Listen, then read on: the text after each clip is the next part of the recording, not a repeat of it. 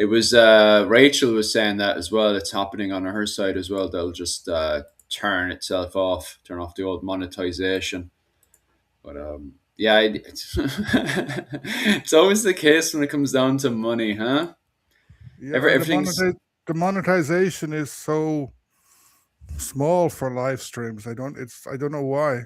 yeah. Because I did a live stream myself yesterday, and the people watching were telling me when ads came up. So Hmm. they all of them watched at least two long ads, Yeah, which yeah. is so if it was for an hour, and then it gets paid like 10% of Mm, what a video gets paid. yeah, yeah. Where am I? Content,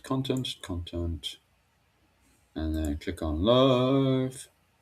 Yeah, it's monetized right now. Good to go. And I'll just can I just click straight into it? Oh no, I still have to go around, as we say in Ireland, assways. I have this thing on the top of my thing with Wayne on it. Wayne paid for membership, I think. What was it yesterday? And now when I turn on, anytime I look on any lives, Wayne is on the top of it. Like I don't know. I don't even know what the crack is. I don't even know if Wayne knows what the crack is. I don't even think Wayne is here today. And it says on the thing, it says welcome Wayne to the channel. Like Wayne's been here for years. I don't know what you're up about. How you doing, Christopher? How are you keeping today? Can you hear us fine, Christopher? Can you? Uh, so, on, how have you been keeping this week? Been Oh, busy? crazy! Because we changed windows, etc. The guy was sanding the floor today, so it's like Mm. a 3D Tetris piling up tables on top of tables and Yeah. trying not to step on the floor where he's polished it, etc. So I'm How's ready. Gary doing? How are you keeping? Our sound is probably completely diabolical, is it? Kevin, how you keeping, boy? Any news with you? Hi, Caveman's Caveman. in the Hi, place. Tweebin. Hi, everybody. Where's the short, handsome one? Why is he not on? And Miho, look who what's the sent that crack here? message. Why aren't you coming on? I gave you the link, didn't I? I don't know what Mihal is doing, lads. I actually have no clue what Mihal is doing. He's just going on for one. He's going to spend the today. Today, Mihal's decided he just wants to hang out in the old what was it called comment section. Is me 1 second? I'll fly over and see if Mihal is actually live on his own channel. He's going to hang around for today. Well, I know. Owen, your channel is up and running anyway. Is it? Yeah, it's live now anyway. That's the main thing. And I'll pop over to Mihal and see if he's live as well. He's not actually. He's not connected. He's losing out Computer, now. computer playing silly boogers. Uh, you can come on in an hour or so or whatever. Anyway, I won't be rushing away anytime soon. Like, what is the topic for today? Just randomly talking shite. Mostly covering clans and dynasties. Who's So, not here? well, yeah, yeah, the main man himself is not here today. Because, yeah, today we were mostly covering, talking about the old family and clans and all that kind of stuff. And we mostly have Miha. So most of the time, it's mostly just me, myself, and Owen with the old whips whipping Miha. Go on, Miha, keep going. Who's this family, Miha? Come on, that's not good enough, Miha. And then once finished and we're having a debrief, we just give out to him, like, that's not good enough, huh? We're just not making enough money for us, huh? Sure, We today's can, in- having before he comes on, we can invent a few dynasties. That's it. I love it. I love it when somebody's in the comment section and they have this wild spelling to some name. And I've been looking at it and I'm like, who the hell is this McDuck family like? And I'll try to pronounce it to Mihal. And Mihal looks at me and then Mihal looks at the comment. And you can tell on Mihal's face that's like a non-existent family, like someone's just trolling Mihal, and it's always great when you're 2 hours in and you're just coming up to the finish line, right, of these 2 hour live streams, and somebody just chucks that into the works, and I look at it and I'm like, that person has to be trolling. Like, we've definitely had that a few times. Like, I recently did my DNA test and found that I'm 70. What was it? 70. 76. It was the six there. My brain wasn't clicking over that. 76% Irish, with 20% Scottish and Welsh, and the rest of it Breton. Can we My all last name is Walsh. Oh, we're gonna William Wallace to start with. William Wallace. William Wallace, Can we all which hear as me? far as I know, means Welsh. Does it really? Yeah. Is that the same with the? Is you the hear me? William one? Yeah, I we can hear you. We can't we can see hear you. him, yeah. Because the name Okay. Walsh Um, in Ireland, which is a similar name, it translates into Brannock in Oh, Irish. yeah. yes, So I same think with William Wallace. Wallace's name meant William the Welshman, even though he was Ah. Scottish. Yeah. That would make sense in that whole No, confusing it- area. Go on, Michael has something to say. It comes from hang on while my camera's connecting. So the Strathclyde was a Brythonic speaking area in early history, early medieval period, right up until the Middle Ages. Basically, there are a lot of Brythonic groups there. Give that a second to connect. So you get a lot of families that didn't adopt Gaelic surnames, like the Campbells adopted a Gaelic surname. Yeah, there he is. But there he is. I'm holding the camera because I'm still not plugged it into the thing. But yeah, so a lot of them didn't take Brythonic surnames like the Campbells, but they were given eponyms, so or nicknames, and whenever they moved out of their traditional homelands. So you would have, the surname English in Ireland, you get that name, and it just means the English, basically. And Wallace is one of those names. It's obviously it's an individual. It's not obviously where you would maybe have all O'Dohertys or 90% of Campbells being related. Obviously, when you get to names like Wallace or Smith, it's almost like Smith. It's going to have multiple origin points because you're going to have multiple individuals who are leaving the Brythonic speaking areas of Strathclyde into the Gaelic speaking areas, and then adopting this patronym, this surname of Wallace. So yeah, there's multiple origins of it. But it's basically, you'd have like the same, like the Birmingham, from Birmingham or whatever. That's actually not true, but just to give you an example. So yeah, that's how Wallace sort of comes about. So yeah, from a Brythonic speaking individual, rather than a Gaelic one. So yeah, and then he obviously joins Robert the Bruce and get, like most Brythonic people, they end up in the Gaelic League of some, or Gaelic League or whatever, or fighting for Gaelic causes. But yeah, and someone's put there, Jerry's put, it means Welsh or foreigner. Actually, it doesn't mean foreigner in the same sense that we maybe associate with. So one of the mistranslations of the old Welsh, the as in the Welsh, Wales, Cymraeg, is that it meant foreigner, or it meant like lower people, and it was a name given. The term Welsh was given to them by the Anglo-Normans to lessen their status, to make them seem like lesser people. But that translation is now being reworked over, so it less likely means foreigner. And although it is applied to a foreigner because he's a Brythonic person going into a Gaelic or Gaelic speaking place. So, but yeah, it's that's the Wallaces, and obviously their history after that is closely tied with William Wallace, who was really just a minor noble landholding individual. He rose to some serious prominence because of great propaganda. Yeah, and then followed by a great movie by Mel Gibson. A very historical movie, actually, completely historical. You see, most people today would tell you that in the Battle of Stirling Bridge, there was a bridge, and that Mel Gibson had foolishly forgot that there was a bridge there. No.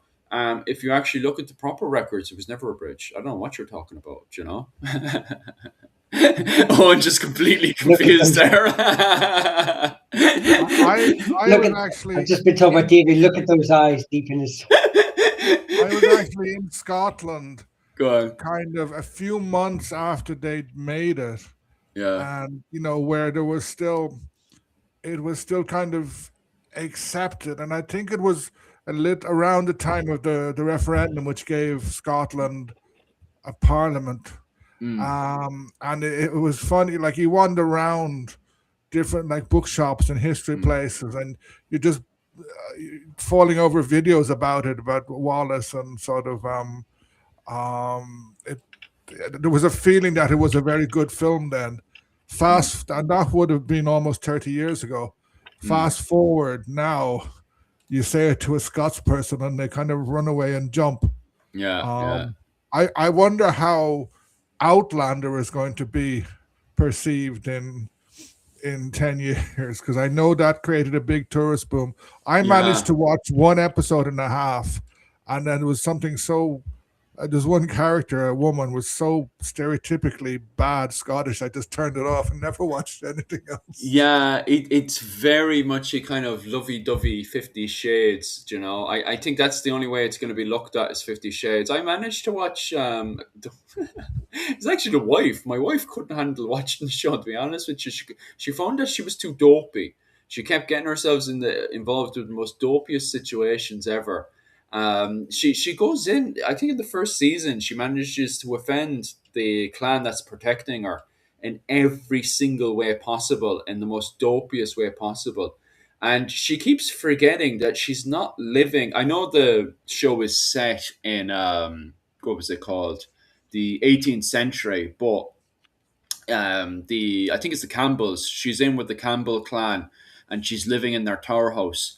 But they're behaving like... Isn't it Mackenzie or something? Mackenzie, sorry, it's Mackenzie's. Yeah, you're right. They're Jacobites. They're Jacobites. They're not. Yeah. Yeah, you actually got it right there. Is the Kenzie? Sorry, my brain got confused. But she's living with them, and she keeps forgetting that she's not living in, what was it, the 20th century?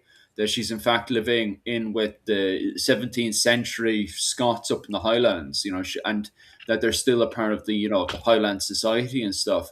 It just she keeps getting herself in, and there's so many times that she should have been chopped up and she isn't. And so the wife had enough of it. I was just reading about it, and I saw there was one part where someone was burnt for being a witch. Yes, by Highlanders. I was kind of saying, hold on a second. Who burnt the witches in Scotland? It was the Presbyterians. Yeah, it was. James wrote a book about it. It wasn't these superstitious people up in the Highlands. They didn't really care. Yeah. And I just gave up. I just gave up. Yeah. I've watched it for a while. I try to watch it so I can take the tourist stuff out. Because it's always handy for doing. I'm showing my age. I have on video a film called Chasing the Deer. It's set in 1745. If anyone likes rock music, Fish, who used to be the lead singer in Marillion, stars in it. He has an important role in it. Right, we just found that guy's getting blocked from the get-go. The name alone, I was like, looking at the name, and I was like, how has YouTube not completely removed you? And then the comments, I'm just like, well, there's no messing around with you. So it's Chasing the Deer. It was a Scottish film made before Braveheart. I found it quite interesting and reasonably historic. I have it on video, so I must dig out the video. I think I have a video that I can watch it in, where it'll probably jam. For those who remember the perils of videos. God, someone's booming there with the mad comments. Someone's definitely suddenly popped into the algorithm. Anyway, we'll give us a second there. I have a funny feeling that's you, Owen, that suddenly popped. 1 second, I have an old gawk. It could be me. No, it's not. I'm not getting the wild comments. It's very strange. Yeah, because those comments are just absolutely wild. But yeah, just in relation to Davy Jones, there's a zillion comments, but Davy Jones about the burning of witches.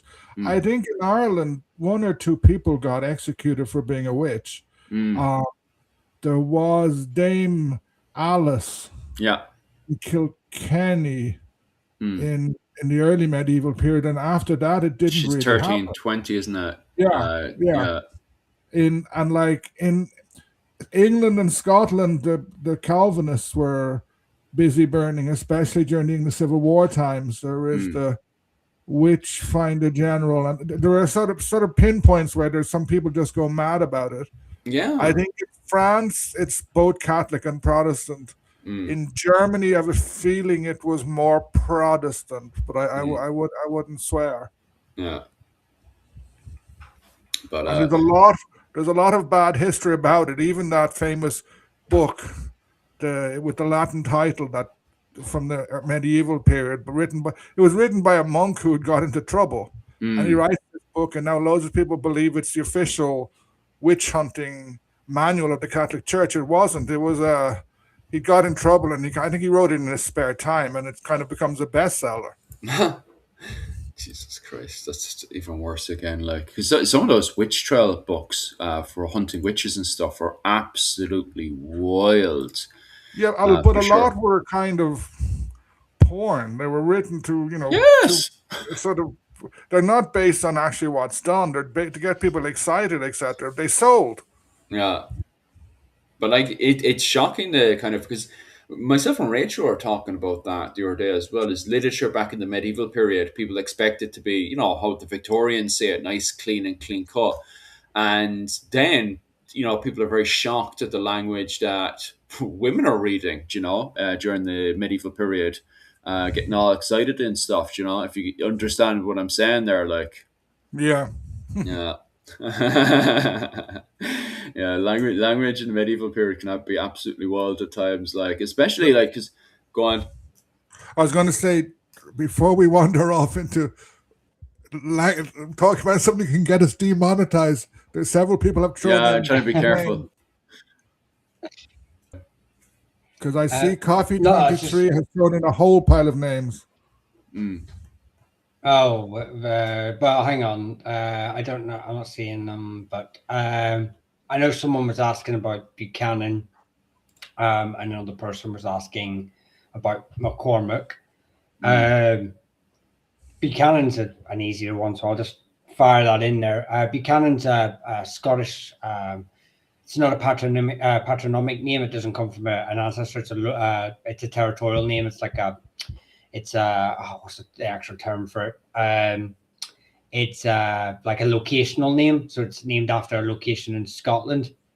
And so, but there are Irish branches as well. So in Ulster, there are, obviously you'd have a lot of Buchanans coming across from to Ulster during the plantations, etc. But there is a branch who are like a sept of the McCauslands in Ulster, and there is somewhere in Meath. I don't know if it's Westmeath or I'll just say Meath, that covers the whole area. But there's a townland called Ballia Buchanan, so that indicates there's a presence in the area. But the name's not really prominent in the area. So whether the name's died out or they've moved on, I can't really specify. But it's mostly, related to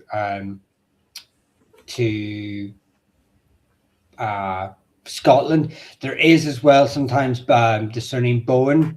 That's Bohan. That does sometimes get rendered to Buchanan too, in later translations of it, like 16th century stuff. They mispronounced the Buidicon, which became Bohan, but it also became Buchanan. So that's that one. McCormick is another one. I have done a video short on this one. McCormick and McCormuck. There's a lot of myths, a bit like if you've got the surname MacDonald and McDonald, you're of Irish descent or whatever, depending on your interpretation of Mac and Muck. But that's obviously a myth. So McDonald, I don't know which way I'm meant to be sat to get this right. Whenever you zoom in, you just sort of put me in it's always a fun gamble, like. Yeah, so McCormick, there's obviously, it doesn't matter if it's McCormick or McCormick. That doesn't denote where your ancestral origins are. They're both interchangeable and were used interchangeably right through the 16th to the 19th century. So there are obviously Scottish McCormick. I'll just refer to the Scottish ones as MacCormicks and the Irish ones as McCormicks. Thus, exemplifying that myth, but it's just easier for distinction between the other branches. So the McCormicks in Ulster come from Scotland during the plantations primarily. Then you have the McCormicks of County Down, who are actually O'Cormacans. So McCormick is a patronym of both Cormac, the surname Cormac, and Cormacan. So wherever you find the surname, an individual, with the name Cormacan, that name was eventually rendered into McCormick. So there's O'Cormacans in County Down. There's McCormacans in Mayo. There's Kill McCormicks, which became just McCormicks in Fermanagh.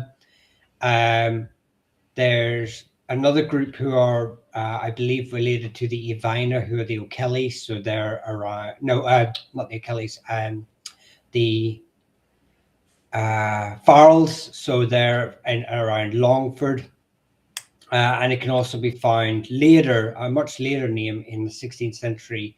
A family in Muskerry became were the McCormicks, but their actual patronymic lineage is not known because they do not appear in the area until the 1600s. So, so those are the Irish branches. But like I say, DNA would probably be the only way you could sort of differentiate between what paternal line you possibly descend from. But yeah, it's an Irish and Scottish name, both of them. We'll let you charge there for a second because you were just going off 100 miles an hour, like going there on what you're saying. There's two questions I wanted to jump in on. One is about the Covenanters, but there's another one there from Doom Shop about the Gallo glass.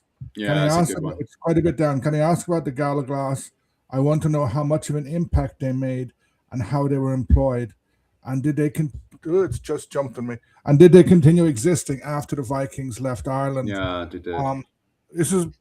You can probably answer this question better than me, but like they only started much after you no longer had Norse. You no longer had. You did in Scandinavia, etc., but there wasn't such a thing as Norse in Ireland when they began emerging. But you can probably answer that better.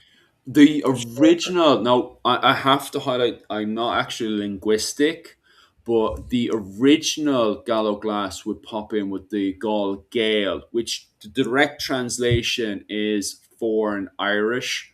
Very, very debatable. And the reason why the Gall Gael, even from the get-go, are very debatable is the fact that you need to understand that Ireland was a king group. Which was that you had to it all along the lands, which were ring forts, and the ring forts were all connected together with marriage alliances, fosterage, and what was it called? Marriage alliance, fosterage, and what was it called? Marriage alliance, fosterage. God, I keep forgetting this one. Hostage. I forgot it the other day as well. Sorry about that. So anyway, all the king groups are connected together, and then at the top you have overkings.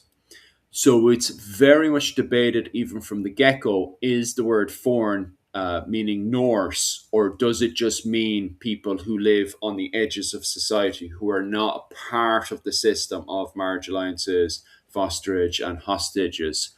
Obviously, that's a debate all in itself, but regardless, all the way in 920, you have the sudden appearance of the word Gall Gael suddenly appearing in, not 920, 820, around 820, 840-ish, you have the sudden appearance of the word Gall Gael suddenly appear which means the direct translation of it means foreign Irish. And it's believed at that point there's a whole kind of theory, conspiracy theory, that there's a sudden change in warfare going from cattle raiding warfare into conventional style warfare, and that these people were broken away from the societies, because if you have young fellas who are part of the societies, it would cause blood feuds. But if these people are not a part of the society, when these guys are killed, there's no one to kind of avenge them within the society itself, which makes sense because I've never come across maybe Micheál knows of blood feuds within the McSweeney's and stuff, but I don't know of any blood feuds in any Gall Gael or Gallowglass groups. Not a blood feud, but but if there was ever to be a family that would maybe have the right to do that, it would be the McCabe's, purely because they are solely recruited within the Kingdom of Breffna by both the O'Reillys and the O'Rourkes. So they are in continuous employ, fighting themselves effectively. The employ of the Breffna kingdoms of the O'Rourke and the O'Reillys. So I don't know if it's a feud or if it's just business. And I can't. I need to look into this, but I don't think there's anything really on them.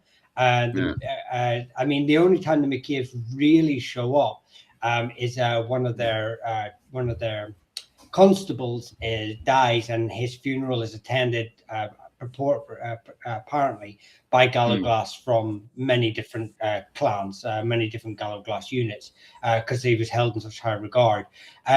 But yeah, I don't know if that's transaction where they just go to their younger one, like two sons, and right, you're with the O'Rourkes this week and you're with the O'Reillys, and you know, try not to kill each other if you meet each other. You know, but that's the closest I would come to. You know, they were very good. They were very effective at taking out local family groups. But I don't think there's any specific.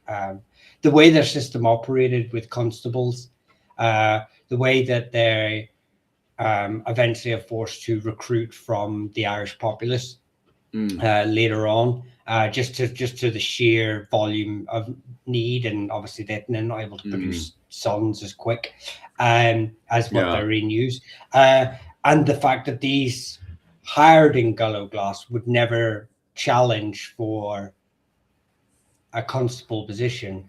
Not only that, but they're very good at, if you look at the McSweeney's, they're originally from Fanad in Donegal, but eventually you've got land grants in Connacht, Munster and Leinster in large quantities. So it's very easy to just give your son a group and just set up base down there. It's like I say, it seems to be more business but running as a clan, or what we'd assume. But I think in relation to the McSweeney Doe up in the north of Donegal, I think by the time they fell along with everybody else after 1603, they were behaving very like any other lord up there, and like the 9 Years' War, they kind of went from one side to another. And there's a famous, I think their leader was captured by Docra and was going to be sent. He was lucky; he was going to be executed, but they decided to send him to Dublin to be executed. I don't know why. So he was on a boat, and apparently he took all his clothes off and managed to squeeze through a window and swam away. Jesus, I think the problem is with after the Desmond's rebellion. In my understanding, is that the likes of the Mac can't behave like they originally behaved, because of the way the English are forcing them to join sides and kind of defend their way of life. I think I was reading that in of Kearns and Gallowglass. Maybe Micheál can correct me on that one. That the McSweeney's were kind of forced to become a part of society to defend their way of life, like against the English. No, I don't remember, but that's correct and incorrect. The McSweeney's very quickly operate as every other noble, and at the minute they land on the beaches of Donegal, they operate the same way as any other, for want of another term, we'll just keep using it, clan in Donegal. They incorporate themselves and initiate themselves into the Gaelic court of the O'Donnells, claiming ancestry to the same lineage as the O'Donnells through a prince called Anrahan. And they claim lineage.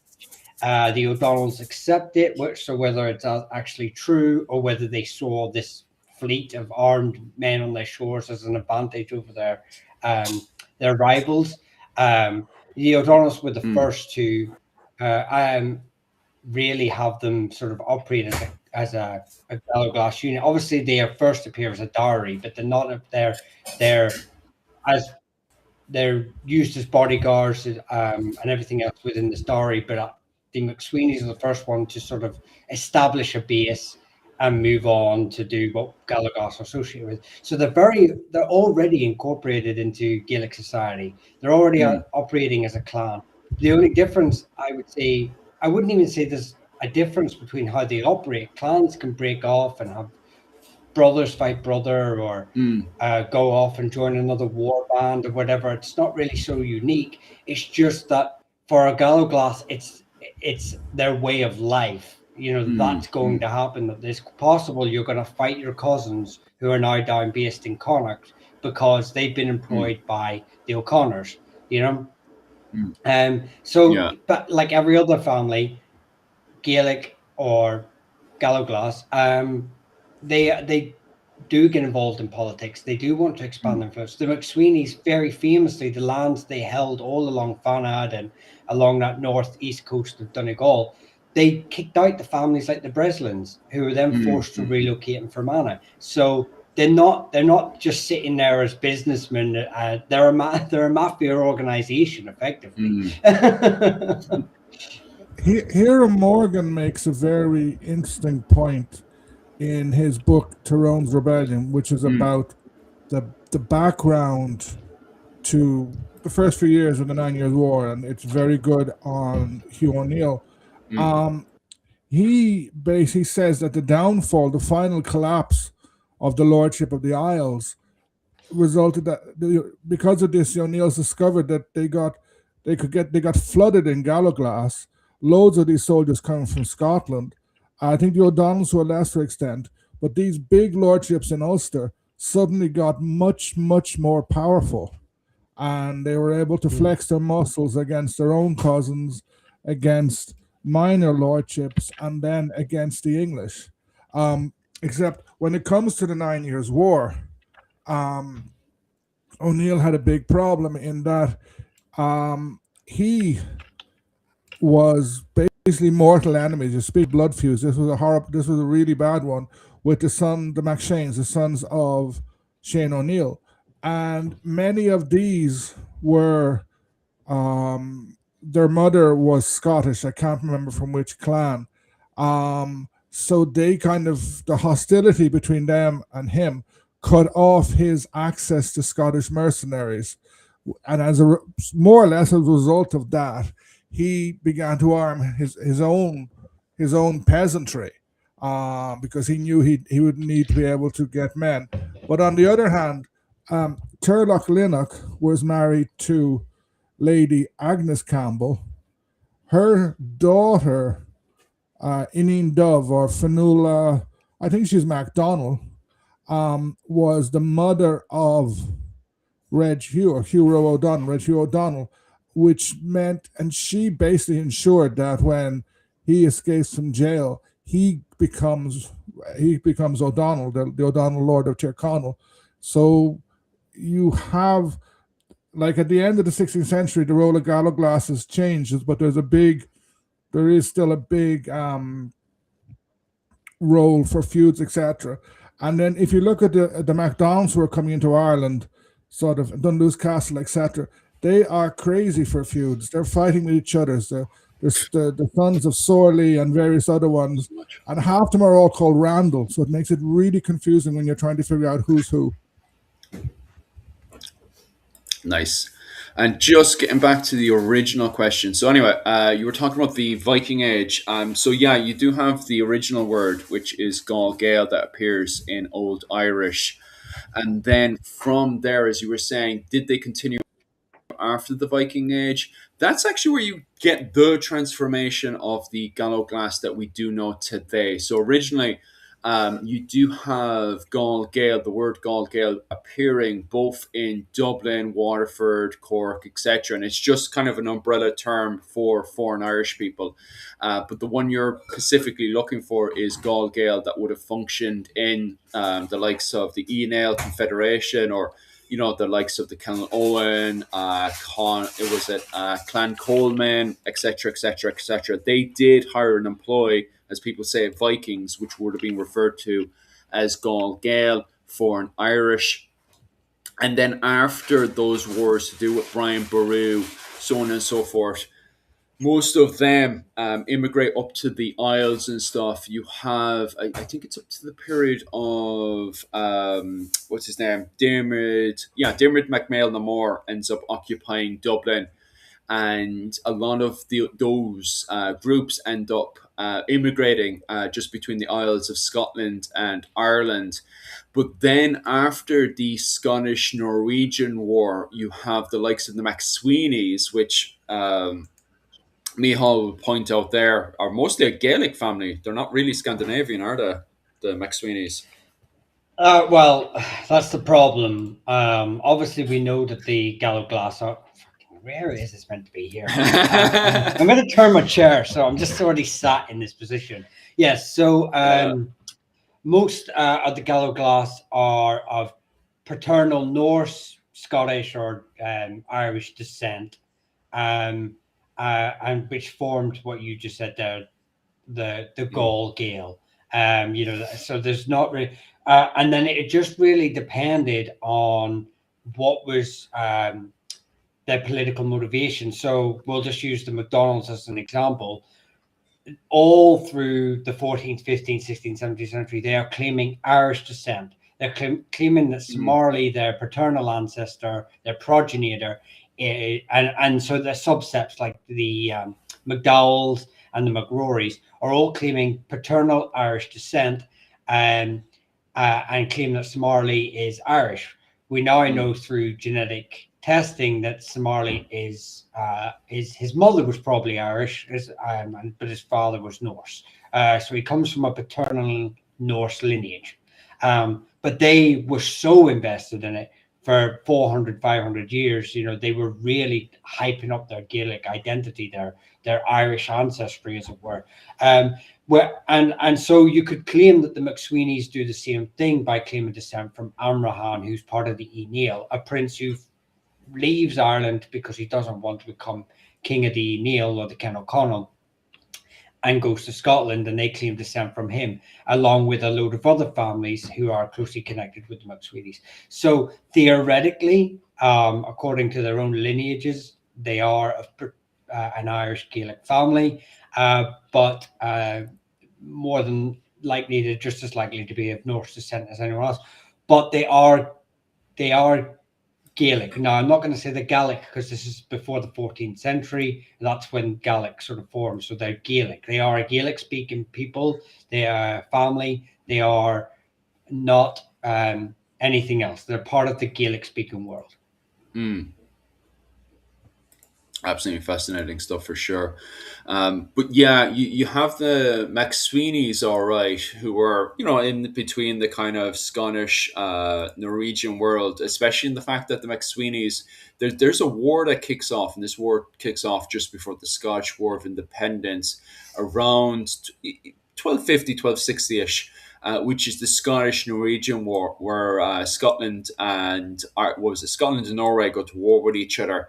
And the McSweeneys were actually supporting the Norwegians. So after the war, you have a lot of, the men around the Edinburgh area were pretty much like trying to give them the boot and try to force them out of Scotland. So the McSweeneys ended up immigrating over to Ireland. And it's not just the McSweeneys as well. There's other kind of Norwegian, Scottish families Gaelic families that also immigrate over to Ireland as well. Because isn't there a marriage alliance as well with the O'Connors around the 1260 as well? That's very important for Brian O'Neill's revolt. The O'Connors, marry into, is it the McRorys? Yeah, the McRorys. No. So, and technically, you could say the McRorys they're recorded in 1247 under the. They also assist the first O'Donnell, sort of king of Tyrconnell, or his son, in the 1240s, with gaining his throne. He grows up. So this O'Donnell grows up in Scotland. And then the McRorys, when his father dies in battle, he comes to reclaim his kingdom or his rights, and the McRorys sort of bring him along, and then also they participate in a battle in 1247, the Battle of Ballyshannon. These are proto-Gallaglass. These aren't part of the actual what we would encompass within the Gallaglass timeline. So I'm referring to them as proto-Gallaglass, but it's only by about 20 years, 10, 20 years. So it's not a lot. But then they are also, they're used as a dowry to the O'Connors. They're part of a dowry. I think it's like maybe 180 or something like that. It's not a massive number, but it is in terms of men being given as a dowry. But like you said, there's plenty of them. There's McSheehy's, there's the McDonalds, there's the McCabe's, there's the McSweeney's, but there's also families that would participate, especially early on, in seasonal campaigning in Ireland, which later they would still opt whenever they were Redshanks, like the Campbells, like all the Argyll. If you've got a family in the Isles or Argyll, McLean's, all that sort of thing. Chances are, they've been across for a bit of seasonal fighting. Yeah. Well, how far back would you push? Sorry, I apologize to the comment section there, slightly ignoring you. I just want to ask this question there. How far back would you push the Redshanks, Micheál? Owen now probably ready to jump in there, but how far back would you personally push the Redshanks? Because I pushed the Redshanks up to the, what was it called, the 15th century, to be honest with you, kind of the border of that one. You guys have opinions there, do you? Well, I think sometimes you can get hung up on names. Yeah. Oh, yeah. See, that's what I was thinking as well. Yeah, like Gallaglass. I see loads of stuff about Gallaglass on the internet. Sort of, you know the type. Oh, super warriors, samurai. Yes. Gallaglass, samurai versus Gallaglass. I'm not saying that every Gallaglass had a battle and he led I don't know how many men and he had to do this, he had to do that. No. And like many of them would have axes, many would have swords, many, they would pick up whatever weapons they had and their good weapons got broken. I have a feeling that the Redshanks are more modern, like late 15th century. Yeah, sort of more 16th century. And in a way it's because the terminology was changing. And I have a feeling that it could basically be that the Gallaglass by then had become the domain of certain families, the ones that Micheál has been talking about very well. And then Redshanks were from different groups. They might have been from slightly different areas. They were looking for employment. The downfall of the Lord of the Isles and various other political, like in the late 16th century, James began to flex his muscle in the Highlands. James, the King of Scotland. So, and then, as I mentioned, the two women before, Ineen Dove and her mother, Agnes Campbell, they were, through their family links in Scotland, they were bringing over loads of mercenaries, loads of Scottish mercenaries. And then it didn't really matter whether you called them Redshanks, whether you called them Gallaglass, whether you called them soldiers. They were soldiers. Then they helped the lords who were bringing them over. Yeah, I just want to I want to apologize everyone because I kind of want to expand with this a little bit more with Owen. Is if for me, there's definitely a change. You hit the nail on the head with the Redshanks, that there is a change happening in the 15th century, and especially hits in the late 15th century. And it goes back to James the Usurper Fitzgerald, when he brings in coin and livery into those areas between the Fitzgerald, what was it? Yeah, the Desmond Fitzgeralds, the O'Briens, and that whole territory around there. There seems to be a massive change in the operation of warfare, going from the High Middle Ages, when it used to be just warband kind of, going into the late medieval warfare, where it seems to get just as, I wouldn't say as organized as the likes of the Lance Connect, but it's not. It's somewhere within that level of organization, and I think that's why, as you said there, it seems to get more associated then with the families, with the, the clans and stuff, and that's why the Redshanks become the Redshanks in the way that they become seasonal into Ireland. Yeah, I'm glad you agree with you. Someone there says Gallaglass were mercenaries. Everybody was mercenaries, sort of under the pure system of feudalism, if it ever existed. Baron such and such would bring along men. He'd have to pay for them. Those men were like, all soldiers were mercenaries because they got paid.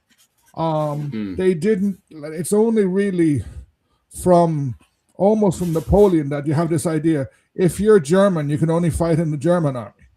If you're like in the American War of Independence, the British were short of soldiers, so they went off to Hanover, wasn't it? Hanover, and they kind of went to the Hanover Soldier Shopping Center and bought loads of soldiers to fight the colonists in the Americas. So everybody kind of was a mercenary. And Jim O'Neill's also asking, what's the word Shanks mean?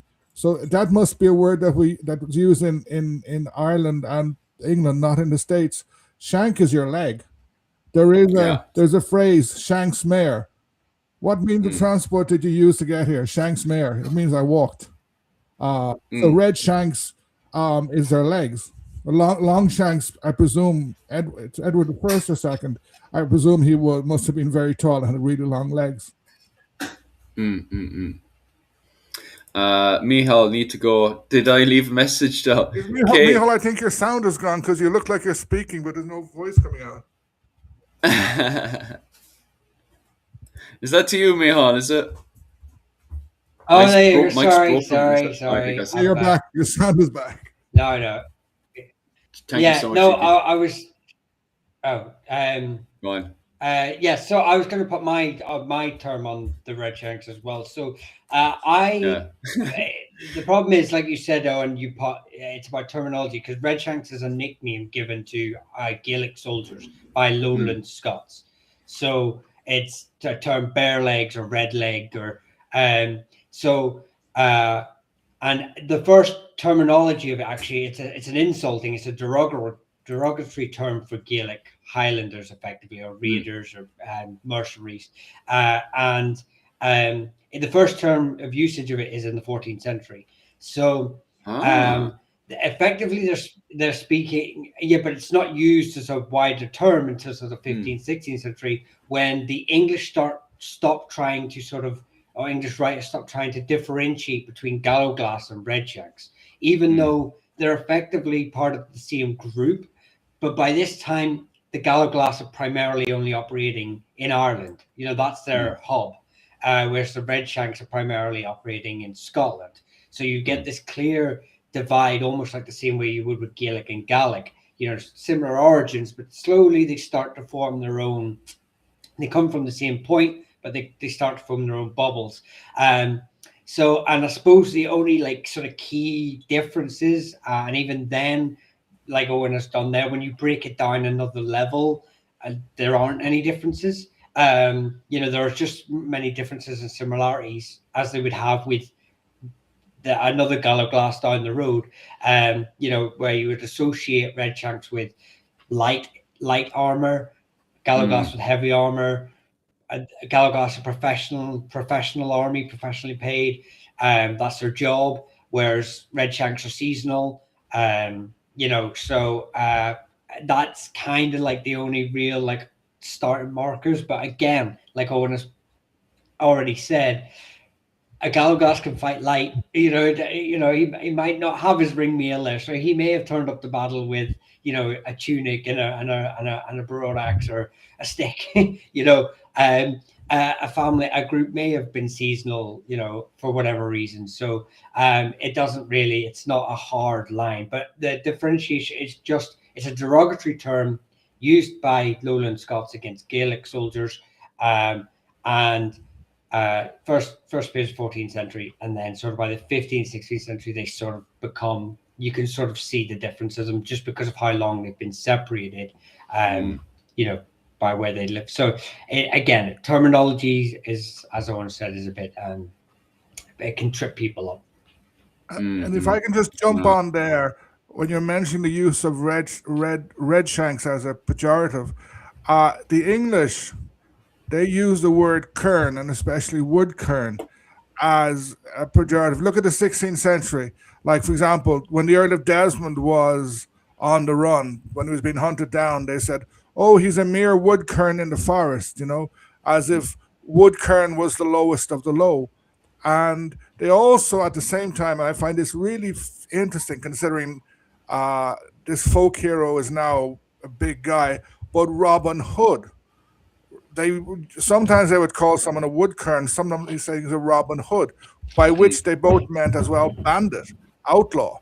Sort of, there was a folk tale of Robin Hood, but the rich English, the ones at the top, used that as a pejorative as well.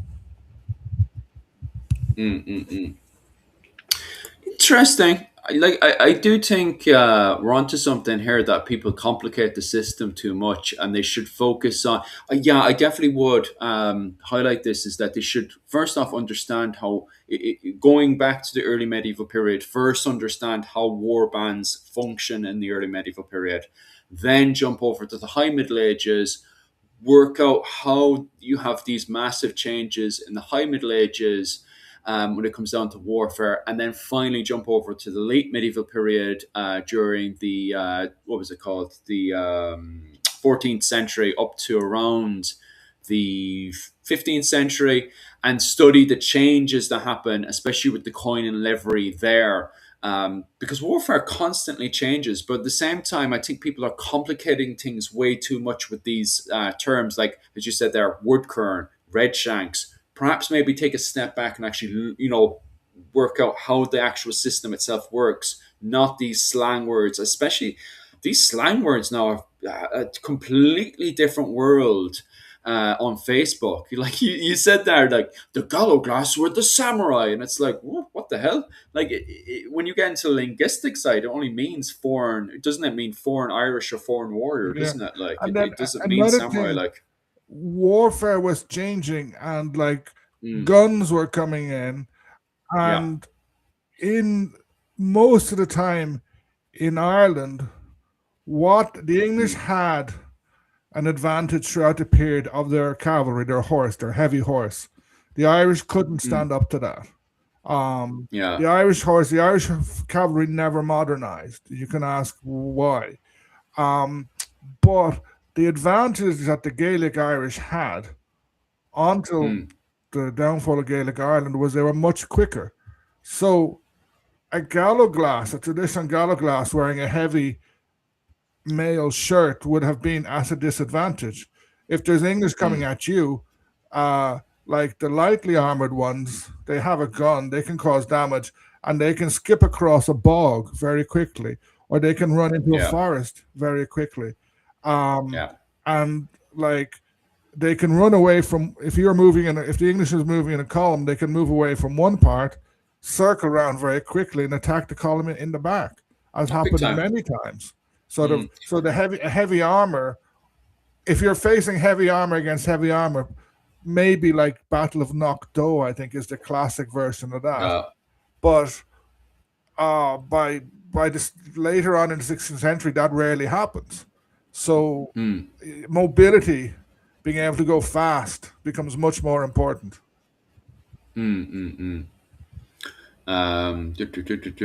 Mihal, is there any time you want to push in there and grab any of those comments there and start? Because there's not too many surnames now. I think people are talking about various what's it called, the Gaelic and the Norse and stuff. We had an O'Brien there early on as well. Go on. I will. I'm just smiling. Hello, Fat Controllers. Good to see you. Me and him he's and a friend of yours, is he? No, that's all. I'm not going to know. Like he's a long time commenter who we've had a long time butted heads in our disagreements of. He believes the Cruithne are originally Picts, who conquered parts of Ulster. He's very much in the Ian Adamson camp of thinking of Britons and Ulster, early Britons and Ulster. So, but it's great. I do enjoy the many conversations we've had, and I will just say to you two Ulstermen, what's the crack? I don't know. Is this an Ulster argument? I'll leave you Ulstermen go and argue up there. No, anyway, I will say there was a couple of names. Go on. There was who knows, we may actually. I wouldn't say a friend. You Ulsterman, Jesus. No, we're acquaintances. We've been long time speaking. I don't want to. I don't know anything about him to call him a friend, but I certainly, it's good to see him. Even though we've had many heated discussion, but it's not none of it's real will. So anyway. I saw McFadden in there earlier. McFadden's a Scottish name. It's also an Irish name as well. So the McFaddens of Donegal are a separate branch, but obviously a lot of McFaddens came from Scotland to Donegal in the plantations. So you will get an overlap there. There's a Mayo branch as well, but they it's unknown if they're related to the Donegal branch. There's a lot of Donegal families migrated into Mayo and vice versa, like the Gallaghers. So you do find the name, but there's no record or connection, so that one's unknown. But it is possible they're a separate family. We had the Campbells and the O'Briens. Campbells is a Scottish and Irish surname. The Scottish one is the most famous. Most people will be descended from the Scottish lines. Obviously, they're descended, I believe, maternally from the O'Dunia, a group who are a Brythonic group in Argyll, and they become prominent under during Robert the Bruce's era. Marry well and become the most successful Scottish family in Scottish history in terms of landholding, feudalism, and maintaining power for a continuous period, only having one blip, which was siding against Oliver Cromwell. But the Irish Campbells come from the McCowells in Tyrone. They anglicised their name to Campbell in the 16th century. So a lot of Campbells in Armagh and Tyrone are South Tyrone, so from will most likely be of Irish descent. And then there's another branch in off the banks of the Shannon near Clare. I can't remember which side of the bank. So I don't know if it's Clare or the other side. Who else did we say quickly? O'Brien's. Most O'Briens will claim descent from the famous Dalcash family of Clare, but Brian is also an English surname, and it is also there's a record of a Norman knight called De Brian, so all of which could produce multiple lines, and we know that in the 19th century a lot of families erroneously put O's and mucks in front of their names to re-Gaelicize their name after this wave of nationalism in the 19th century. So many O'Briens who believe they're O'Briens may actually descend from one of those English or Norman lines. So but most would be descended from or claim descent from the O'Briens of Clare. Someone, Kira, who's on a lot of the time, was asking about Walshes and Lallies and Mayo. It's way down. Yeah, Walsh. Walsh. There's only one origin for Walsh in the sense, but not one family. Walsh is the Welsh settlers coming into Ireland. Now there are multiple waves of migrations into Ireland with Welsh settlers. The Normans brought across Welsh settlers. But a lot of these colonies, early colonies of Welsh settlers, did actually fail. So these Norman colonies started to fail. So a lot of them did return. And it's the same you'll often find even later on where people are being given tracts of land, that they do end up returning back to us, England and Wales. I wouldn't say in like huge numbers, but enough of them that it would be impossible for you as a Walsh to know which migration your family came across in, because there's this continuum wave of Welsh settlers being brought across to settle Ireland. But there has been no study of the surname that has found that it at any point has an native Irish family adopted the surname Walsh as a group, obviously you can have non-paternal events and stuff like that, people believing their father is aka Tom Walsh and actually it's the nut one. But we're not going down those wee lines. What we're saying is that there's no point as a family taking on the surname Walsh or being given the surname Walsh because it's a mistranslation of their name, or all these other sort of things. So it is purely someone of Welsh descent, of a Welsh settler who's come to Ireland, but anywhere between the 13th and the 16th, 17th century. So that good luck pinpointing which one. And obviously most of them may have had surnames of their own beforehand, and then you'll have families from Scotland as well who already had names similar to Walsh, so that have been anglicised to Walsh later on. So yeah. And Lally in the same one. No, the name Lally is I do know this because you've got the Lallies. It's also an anglicisation of an Irish name. I'll come back to me on that one. It's going to annoy me, but come back to me on it.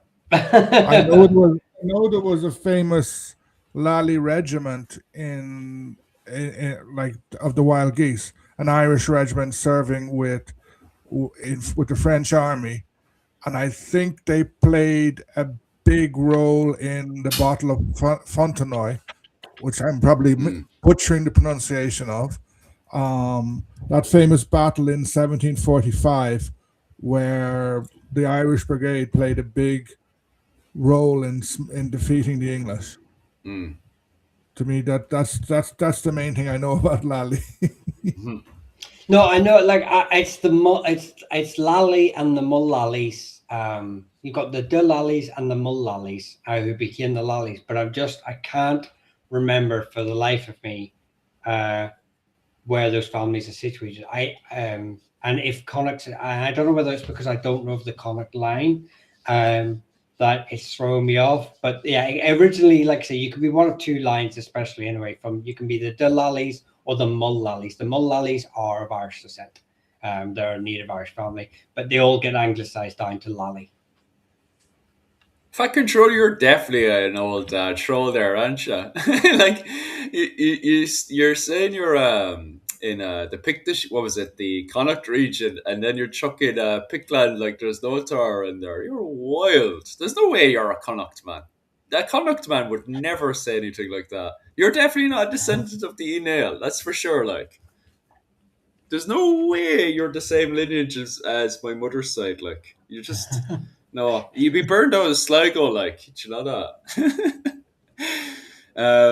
What was it called? And you look like you want to expand on something there. No, someone was asking about Edmund Campion. I've lost. There's so many comments.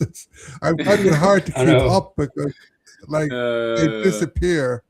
Someone did ask about Edmund Campion. Oh yeah, I have a campfire speaker. Have you ever seen Saint Edmund Campion's 1571 History of Ireland? He gives some time to the Picts and Irish ancestry. It's a famous book, partly because Campion is famous because and actually that's the first time I've seen him referred to as saint. I think he was canonized, but people normally refer to him as Edmund Campion. He got executed and not in a very nice way. I know there's no good way of being executed, but the traditional English way of executing people was brutal. I won't go into details; we'll get demonetized. Yeah, But that's the joys of his book influenced, like Holland said, which had an influence on Shakespeare as well. In terms of an actual history of Ireland, going back about Picts, etc., it's not a good history of Ireland. it.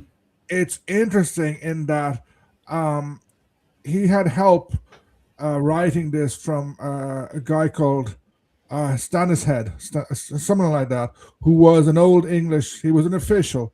Has written a couple of books. You can find those books in Hodges Figures in Dublin. So his work gives an interesting view of the Old English perspective in the a Catholic Old English perspective, that they are saying the Old English kingdom was great. We went to Ireland and we civilized them, and we should be supported. The Gaelic Irish, they're savages, but there are pet savages, and at least they're Catholic. So let's civilize them in a nice way. But in terms of as a history, it's not a good history. It's a book people read as a documentary evidence of what people were thinking at that time. So okay. I need to challenge this one just because there's a slight insult in it. Yeah, go on. I need to go in. No, it's just someone said something. I don't know what their comment was, but it says it is widely accepted that the Cruithne were Picts. The Scottish Gaelic word for Pict is Cruithne. For crying out loud, don't listen to this guy. He's a fraud. Now, I will start with it's not widely accepted at all. Ian Adamson is on the fringe, the late Ian Adamson, and I feel bad for having to mention him in any terms where he's unable to defend himself anymore. He's lost it now. You pissed him off. Yeah, I need a charge. I just got a 5% warning. So yeah, but his research is widely discredited, not widely accepted. So I will just say that it is a fringe support. I'm not saying whether you should not go out and read his work. He was not a professional historian. He was an amateur historian, but he does some great research. I just believe with his research, he sees one, sees another one, and adds it to three. But he does very good work in finding that one and that one. But anyway, so the Cruithne, I need to put this on. The Cruithne are or Cruithnic is literally a word for a Pict. That's correct. Cruithne in Irish sources, clearly it's the same word family as Pict. But that doesn't force the conclusion that the Ulster Cruithne and the Picts of Northern Scotland are in a similar ethnic sense, because Pict is a term. It's a label, not a DNA test. It's like saying Roman or and later Gaels. It's an umbrella term. But the Ulster Cruithne are they're already operating inside the Gaelic language institutions. They're God's sake. I know this is distracting me putting this on and then trying to do it at the same time. The speakers, no evidence they spoke anything other than Gaelic.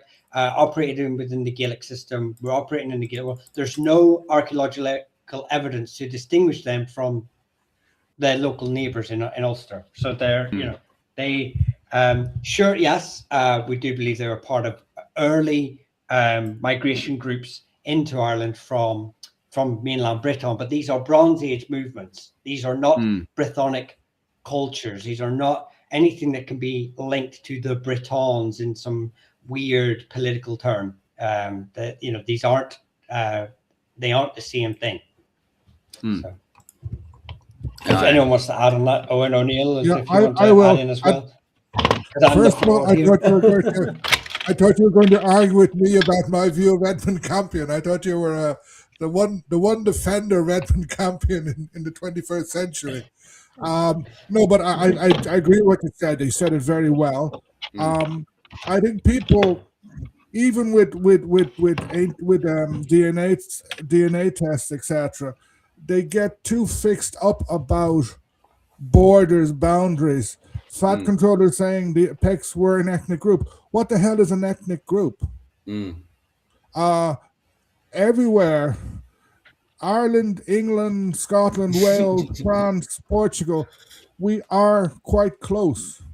People moved from one to the other. DNA would have got mixed up. People intermarried. People spread DNA in other less nice ways as well. There would going back in history, people say that, for example, the Irish language is a Celtic language. Fair enough, they have the tree worked out. But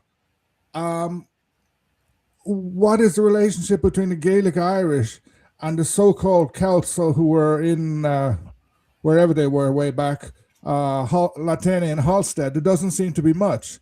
The Celtness, if you can say, of Ireland, of Gaelic Ireland, is something cultural. Culture is very important. Sort of, you have, the Gaels didn't come from Scythia. You had, you're living in a society, you're living in a culture. Culture is very important. Culture is defining. Look at go through the annals. Read through all the state records. Look at the intermarriage between Irish kings and Saxon kings. I think Niall Hosta's mother was Saxon. I think the great-grandmother of Neil Glundov was Saxon. Marriage happened. Intermarriage happened. There's no pure bloods. And this idea of the Gaels coming from Scythia, no. The people who came, the last big change in Irish DNA occurred between the Neolithic and Bronze Age. Yes, the people then, they did start off in the steppes, probably Ukraine way, similar to where the Scythians, but the Scythians emerged 2,000 years later. I know that what's his name, Spencer, and a few others came up with and some Scots guys that, we're descended from Scythia. That's just picking a name kind of at random. And like the Bell Beakers are, someone is asking who they were. They were a Bronze Age culture. 50 years ago, they thought that there was no Bell Beakers in Ireland. Now they're finding more and more and more and more of it. There's DNA evidence, ancient DNA evidence changes every 10 years. Like 20 years ago, people were saying, the closest Irish DNA is Basque. It's not. It gets overturned a lot. Yeah, I like I said, I don't want to indulge too much in it because he's very in his opinions. He's welcome to his opinions, and I've had many discussions. But like you say, there's not a pure heritage. The Picts weren't a homogenous group. They and even as a cultural group, it's only when I believe it's the kingdom that would be around Moray started to dominate, and they emerged. They consolidated with the Caledonians. That you start to see a sort of Pictish cultural group that could sort of be from a glance from outside, from a distance, would look homogenous. But obviously, when you start to get into local levels, it's the very same as Gaels, early Gaels. What you start to get the differences. These aren't one people. And it's the same today. He's saying, someone said about, like, if I put out a sombra, I'm not suddenly Spanish. No, but if you start speaking Spanish, you start doing Spanish cultural things, and you marry a Spanish woman, and your children start having, and then their grandchildren, eventually they become and will see themselves as Spanish, and that's how culture works. No group comes from one progenitor 5,000 years ago. Maybe actually 5,000 years ago. That's about it, because we do come from one individual 5,000 years. Just in relation to culture, the English love to get children, especially elder sons of Gaelic and Old English lords, and bring them to London. Donal O'Brien, 4th Earl of Thomond. He gets raised a Protestant in England. He gets completely anglicized. There's even a word for it, anglicized. He fights on the English side. The last Earl Inchquin died last year. If you listen to, before he died, you can go on the radio and hear his voice. He's English. He's descended from Brian Boru, but you hear him speaking. He's English. He was educated, I think, in Eton or somewhere like that. Queen Elizabeth II, the one who died there recently, she is somehow related to the O'Briens through, I think, maybe Anne Boleyn or someone like that. Because all European monarchs are descended from, like, they all, because they intermarried so much between the 16th and 19th century, they all carry DNA of every other king. But Elizabeth II, she was English. Maybe German, but English. She wasn't Irish. She's descended from Brian Boru, but there's no way she was Irish. To be High King of Ireland, you didn't have to trace your lineage. You had to take power. I was just thinking that. Because I heard Brian Boru, like, Fat Controller, you are inviting me to your house. I want to see your kitchen. I want to see you having this mapped out, okay? Because I'm reading this, man, and I'm trying to bite my lips so much with laughter. Well, I'll tell you right now, a lot of my interpretation of his understanding comes from a lot of Scottish literature, 19th century, where they really tried to over-egg a Brittonic Breton connection to places like Ulster. It was a lot of heavy British propaganda and rewriting that happened in the 19th century, especially with Scottish writers, and then was adopted by the likes of Ian Adamson, the late Ian Adamson, and then has been used by political groups since. It's a bit like the Tribes of Israel and those sort of arguments, and the earlier English writings about Brutus. It falls into that category. None of it is, I will just say, it's fine. You can go read it. You can believe it. It's fine. But I will just say that just categorically, none of it is believed by mainstream academia at all. The vast majority of mainstream academia does not support any of this kind of thinking. And if you want to believe that they're all wrong, fine. But I'm just saying that the consensus among academics today, the majority, and I would even push out to say like 90% of the majority do not believe any of this sort of stuff happened. So, so again, just go read J.P. Mallory, The Origins of the Irish, and then read that and come back and argue with me. And also, I would also read FX. Is it FX Byrne? Irish Kings and High Kings, and then Catherine Sims, her work on kingship from kings to warlords or something like that. Read those ones. Read those ones, and then we can come back. In the 19th century, from the 16th to the 19th to the 20th century, in fact, loads of crap was written about Gaelic kingship, Scottish kingship. Oh, we're descended from this group. They're descended from that group. As someone said it there, we're all Yamanama. Someone said, yes, basically that's what we are. The last big change in Irish DNA was in the Bronze Age. Yeah, and you'll find the same basic DNA in Scotland, in England, etc., etc., etc. There are differences, but that's where it came from. Culture. Yeah, but like I said, these come from 19th century diffusionist ideas, and they're not accepted today. Yeah, but sure, there's a lot of things that are accepted today, like big history and stuff. But at least, as Fat Controller pointed out, at least he doesn't believe, because up where Fat Controller is living, there's a lot of lads right now that believe they came out of the potato earth of Connacht right now. So at least he's not that bad, He could be worse. Do you know that in the 1980s or something?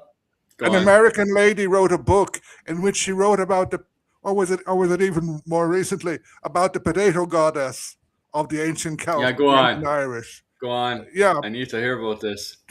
Google it, the potato goddess, some American, inventing goddess. stories. Even though you have the misfortunate fact that the potato only came to potato Ireland goddess. in the late 16th century, we still in the Oh, past worship the potato goddess or god. but it comes down from the Inca. Well- I have the Inca thing coming Yeah, up. to, potatoes come from Peru, Yeah. and they only reached Ireland in the 16th century. Oh no. Yeah, this has a rabbit hole to it. Oh Jesus. Yeah.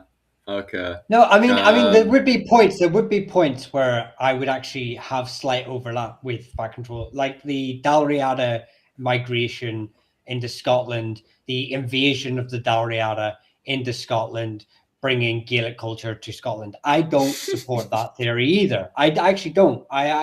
My understanding or my perception is that Gaelic culture formed naturally on the Gaels didn't invade Ireland. It formed naturally in Ireland and parts of Scotland as a natural millions of micro transactions of cultural transactions, etc.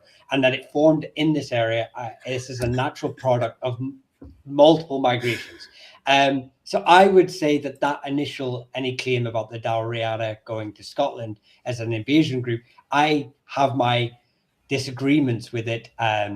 But I think it's a medieval origin story to simplify what I'm trying to simplify here now. So I would say we have some overlap in thinking, but very small, very small. But yeah, I think you're right to JP Mallory is. I know you recommended me that book a couple of years ago, and it definitely was a great read, and I would reiterate it to anyone else who wants to get a good understanding. Mihal is having. I discovered the potato goddess. Yeah. Edane McCoy wrote a book with an Irish pagan tradition, and where she claims that the Irish great goddess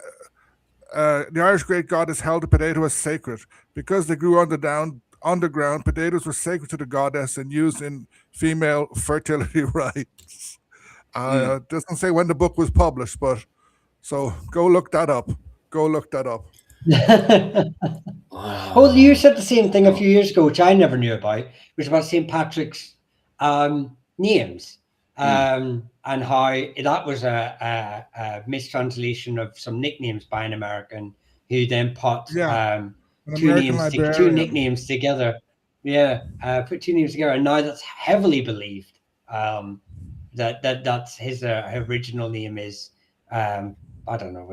I don't know what it is. I can't even remember. But yes, yeah, and that's another one that's a modern misconception that's taken some traction. With St. Patrick, St. Patrick says in his. Oh, here, just 1 second. Fat Controller, you tripped over yourself there. You says the 6th century. That happened in 357 AD. What you just said there happened in 357 AD. You tripped over yourself there. You go back there and fix that. Go in there, carry on, because he was saying about how nobody even considered Connacht became Gaelicized until the 6th century AD. The Fair Bolg lived there. I was thinking to myself, that doesn't sound right, and I looked it up there. That's 357 AD. So you tripped over yourself there. Go over there now and fix that. St. Patrick chased the potatoes to Peru. Brilliant comment. Go on. Okay, I remembered what I was saying. So St. Patrick in his Confessio says, my name is Patrick. And then jump forward almost 200 years, and then there is a bishop writing a book about Patrick, which creates a whole pile of the so-called stories about him. And he gives 4 names to St. Patrick. Where he got them from, God only knows. And then jump forward until 1980 something, and this librarian in the States takes 2 of those names, and says St. Patrick's real name was Maelwyn Succat, Succat. And she even says, and that's because one of those meant something in English. So she made his family English speaking when in fact they would have been Latin and Britannic speaking. So it's history is full Yeah, I of that. believe. Right, I one believe second. when I got into Fat Controller, are you trying? Sorry for putting in there. Fat Controller, are you trying to apply that Saint Bridget and the Fallborg were fighting each other? Is that what you're trying to say here? Because I'm reading your comments and you're putting Saint Bridget at the same time as the Fallborg. Are you trying to say the two of them are fighting each other? Is that what you're actually trying to ultimately say here? What's going on here, man? Because your dates are all over the she place. was some arm wrestler, like. Oh, she's some woman, like, you know, from fighting space aliens to bloody, what was it called? Fighting the Picts to suddenly fighting now the Fallborg as well. Like, she's some woman for, yeah. Go on there, Michal. What were you saying? St. Brendan the Navigator. Nice one, Kevin. St. Brendan the Navigator brought potatoes to the Americas. Then the English killed them off in Ireland.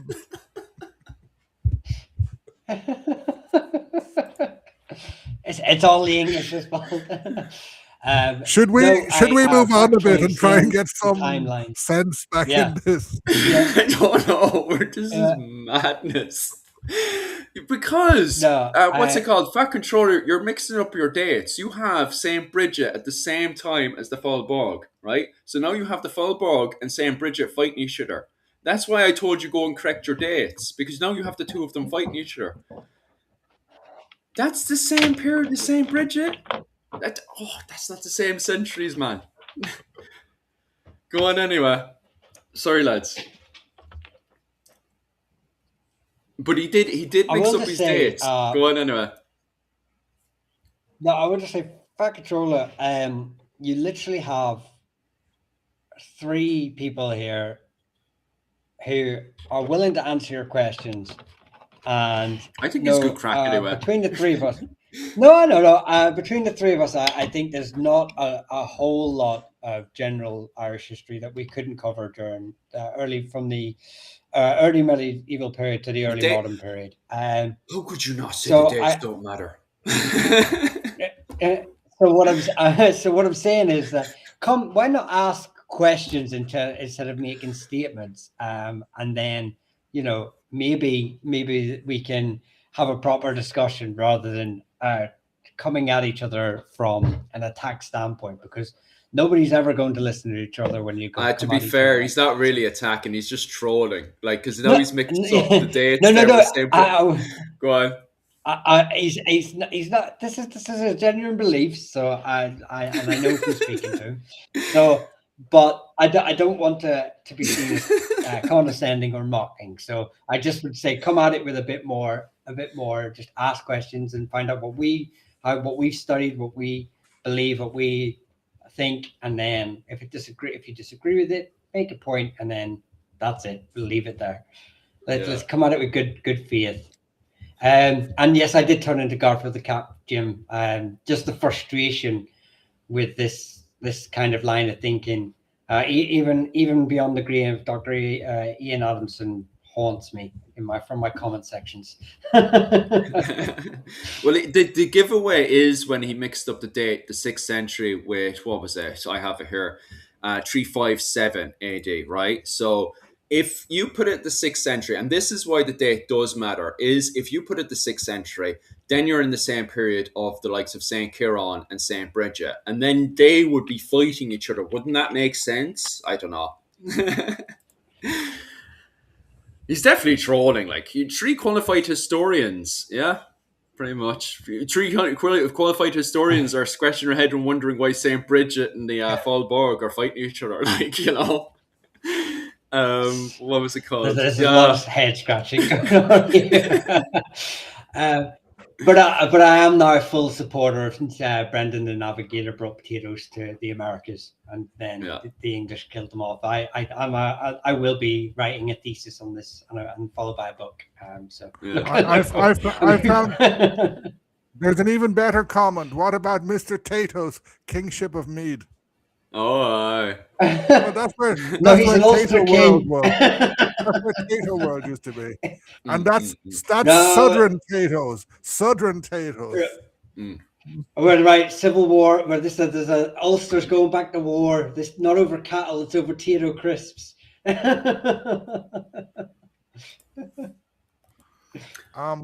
you want to do a family? Someone, I think Sean McGrath asked ages and ages and ages ago about the McGraths.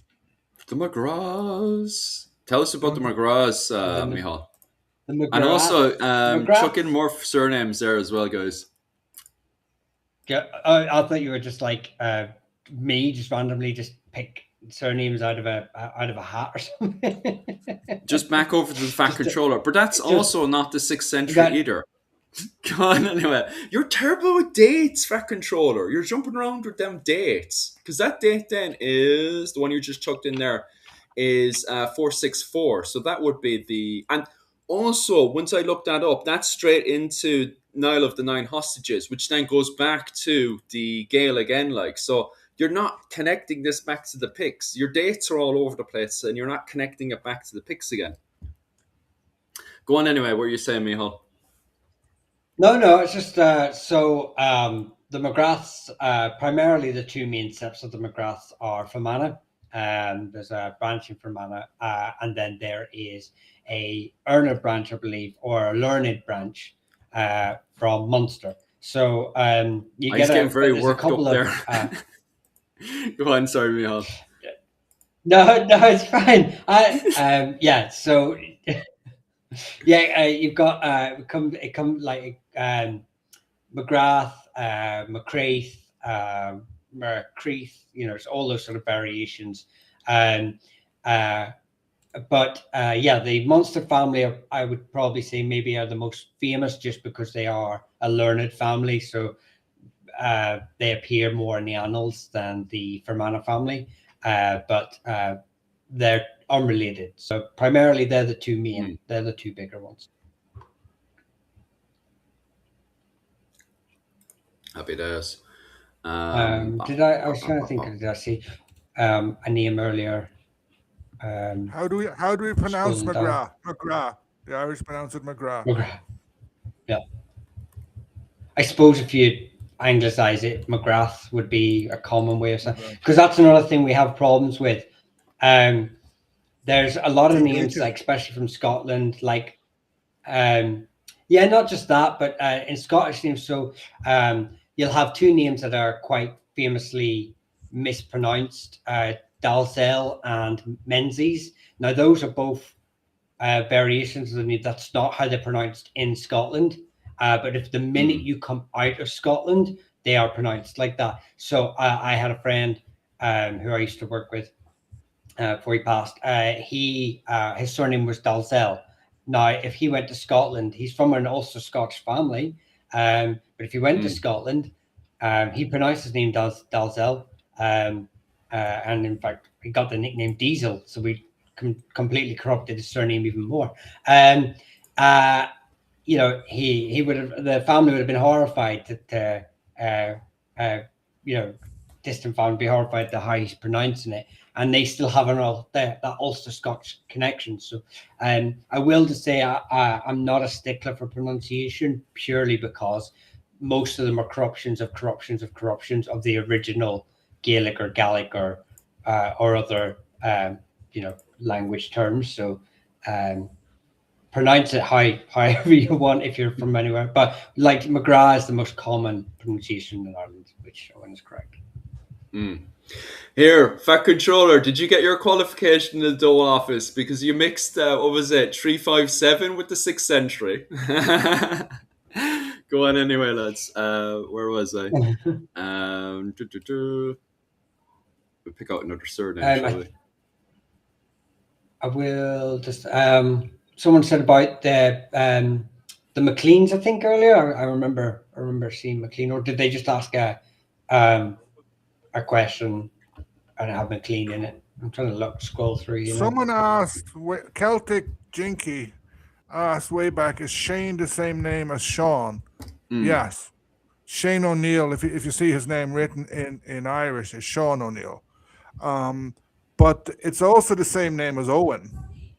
But it's funny in that it's also the same name as John. Yeah, but Sean is a Gaelicization of the French, Jean.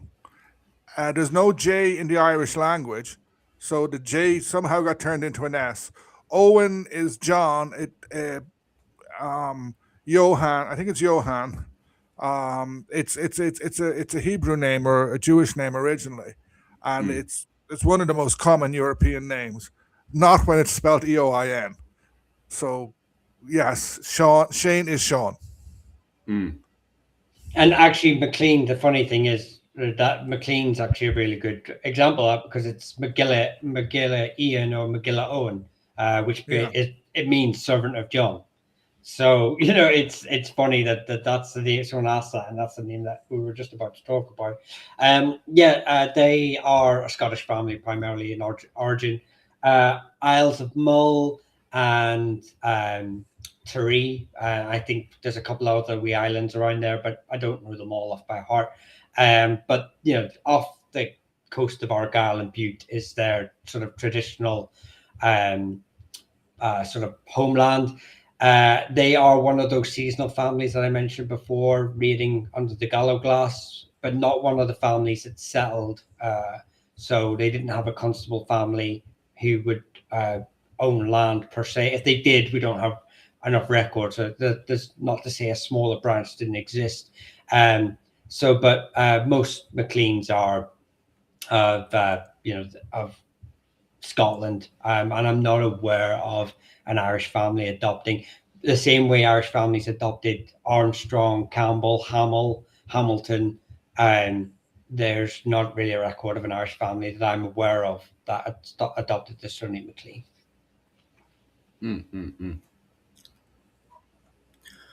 Interesting. And where else we? Anyway, no one's feeding us with surnames. That's because we stopped talking about them for so long. Where we talked about everything else. But people are just like, maybe it's not that kind of live anymore. Let me find. I did see one earlier. I'm going to go down school, and then that'll give someone time. Fact, like you spam so much. Yeah, and he got all the dates wrong, and then he gets upset then when I correct his dates. McFarlane. Someone was just asking about McFarlane. Hang on, I just want to make sure. McFarlane, please. Creedon said descended from Partholon. Yeah, see, McFarlane is an interesting one. Yeah. Do you need me to wait until you come back, or? No. Just keep flying ahead. You can hold my hand. Keep flying ahead. Okay. Yeah, go ahead. McFarlane is an interesting one, especially in Scotland. There's a lot of like early origin myths about McFarlane associated with the Battle of Bannockburn, but they don't. The name from Parlin, there's not a lot known actually recorded about the original Parlin, and so a lot of what is sort of stated about the early history, the links to different king groups, and I believe an early king as well, is conjecture or later on myth, or stuff like that. So they are a Scottish family, and that do sort of have a brief mention in the middle of the Middle Ages in the 12th, 13th century. And then they sort of disappear again for a wee while, and then they appear back up again later on. And they have quite a prominent role in later conflicts. But their early origin in Scotland is highly debated.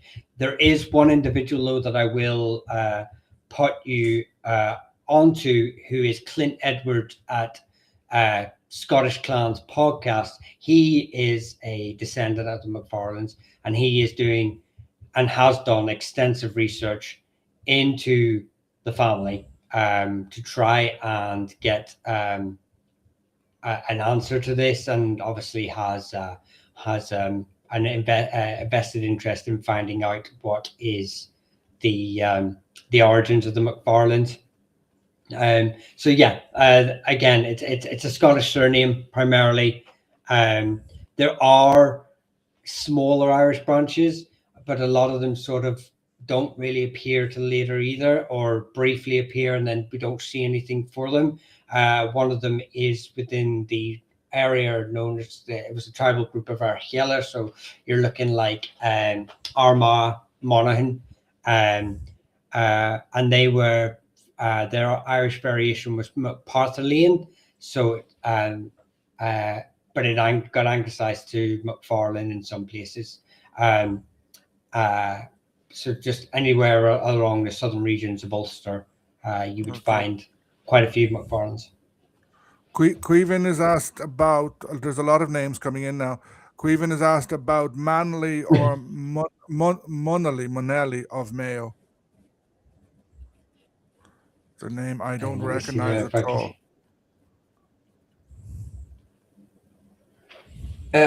Geez, I'm trying to scroll back up so I can see who was the individual. Sorry, Queven or Muraku. I can see his comments back control there. Just it's just above the McFarlane one. Yeah, we need what we need is Philip to throw it out.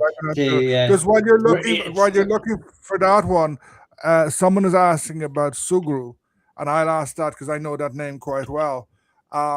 Kevin, you're asked what you can tell us about Sugru. I've been listening to Michael Sugru's lectures on YouTube. First of all, it's a Kerry name, but the English pronunciation is not Sugru, it's Shukru.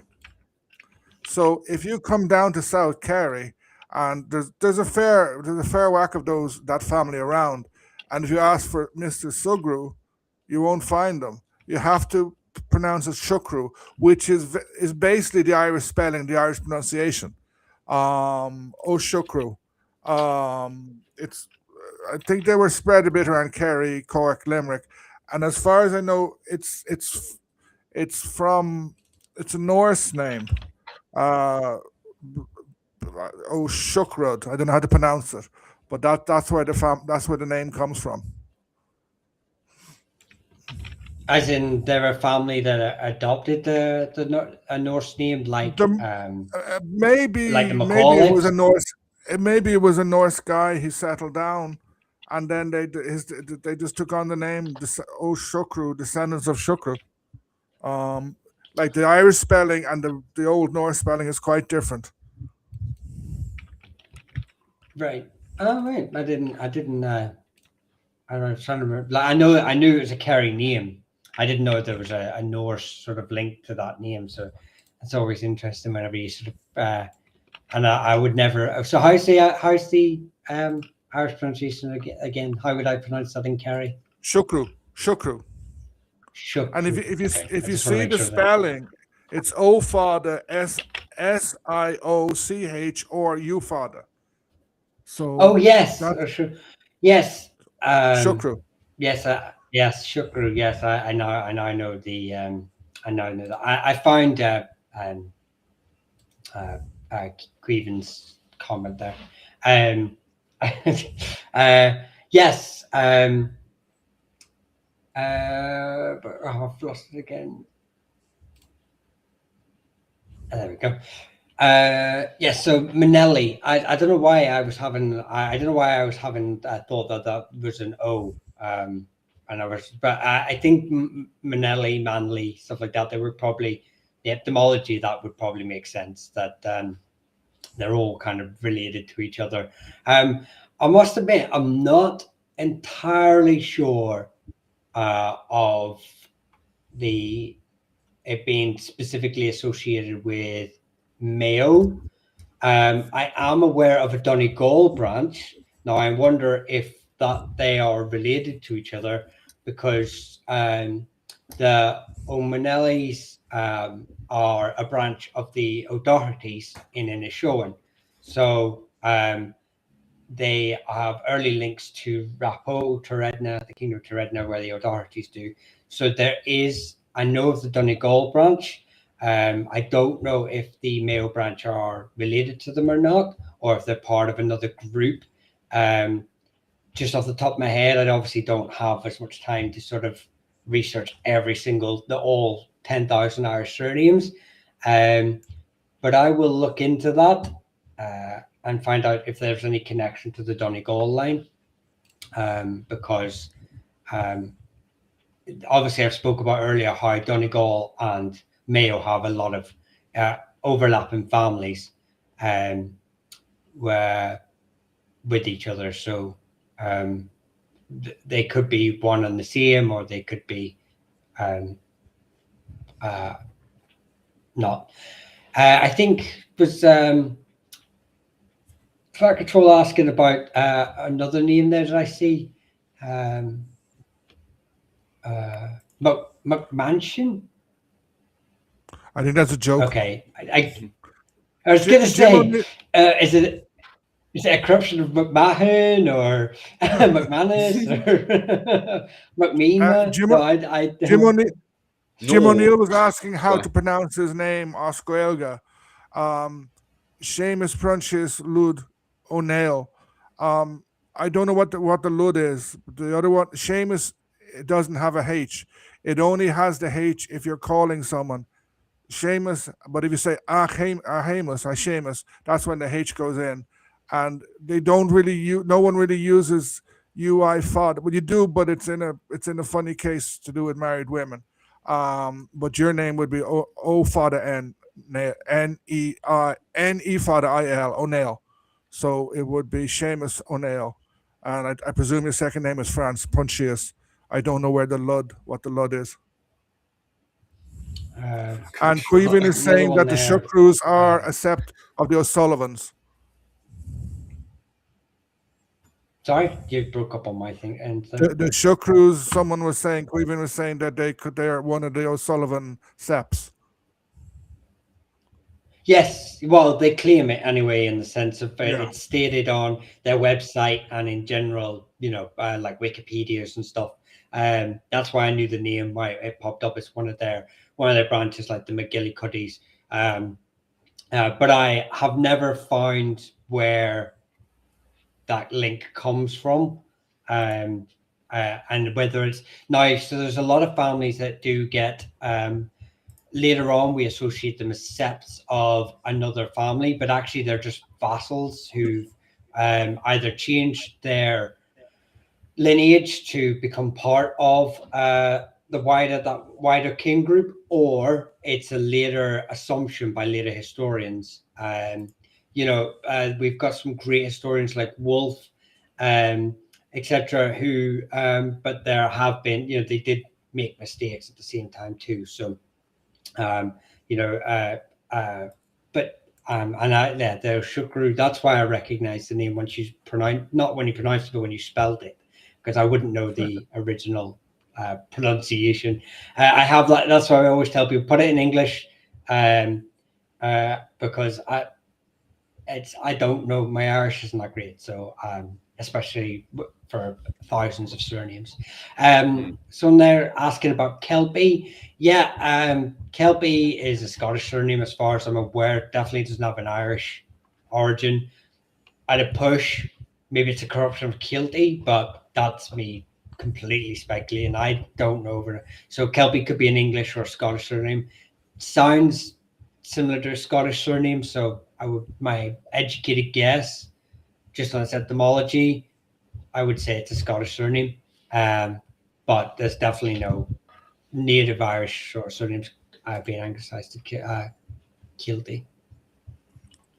Dennis is asking about Lamass, as in Sean Lamass. I think it's a French name, Lamass.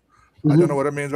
I think it's probably a Huguenot name, because there was a significant immigration of Huguenots into Dublin in the 17th century, I think it was.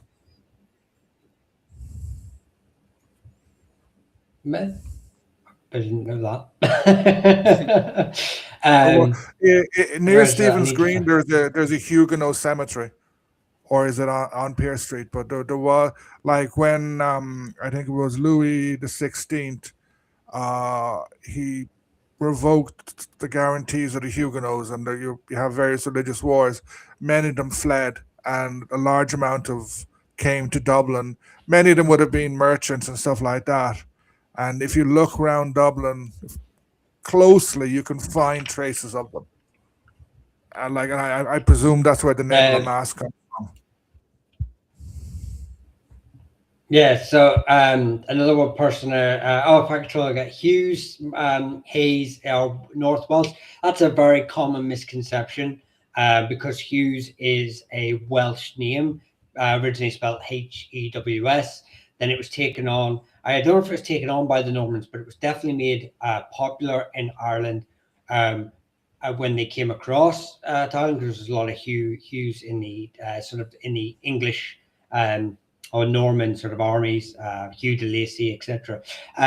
But actually then the Irish, it's a corruption of A or E in Irish, which depends on your dialect, which is A-E D-H or A-O-D-H. And from that name, from Hughes, you can be descended from multiple branches like the Hayes, the McKays, the Keys, the O'Hadas, the McGees, all these sort of names come from the same eponym as that, which then get anglicized to Hughes. So a lot of Hugheses actually in Ireland aren't Welsh at all. Most of them are from, because there's more branches of Irish branches of the name, corruption of that initial name, A or E, that became anglicized to Hughes.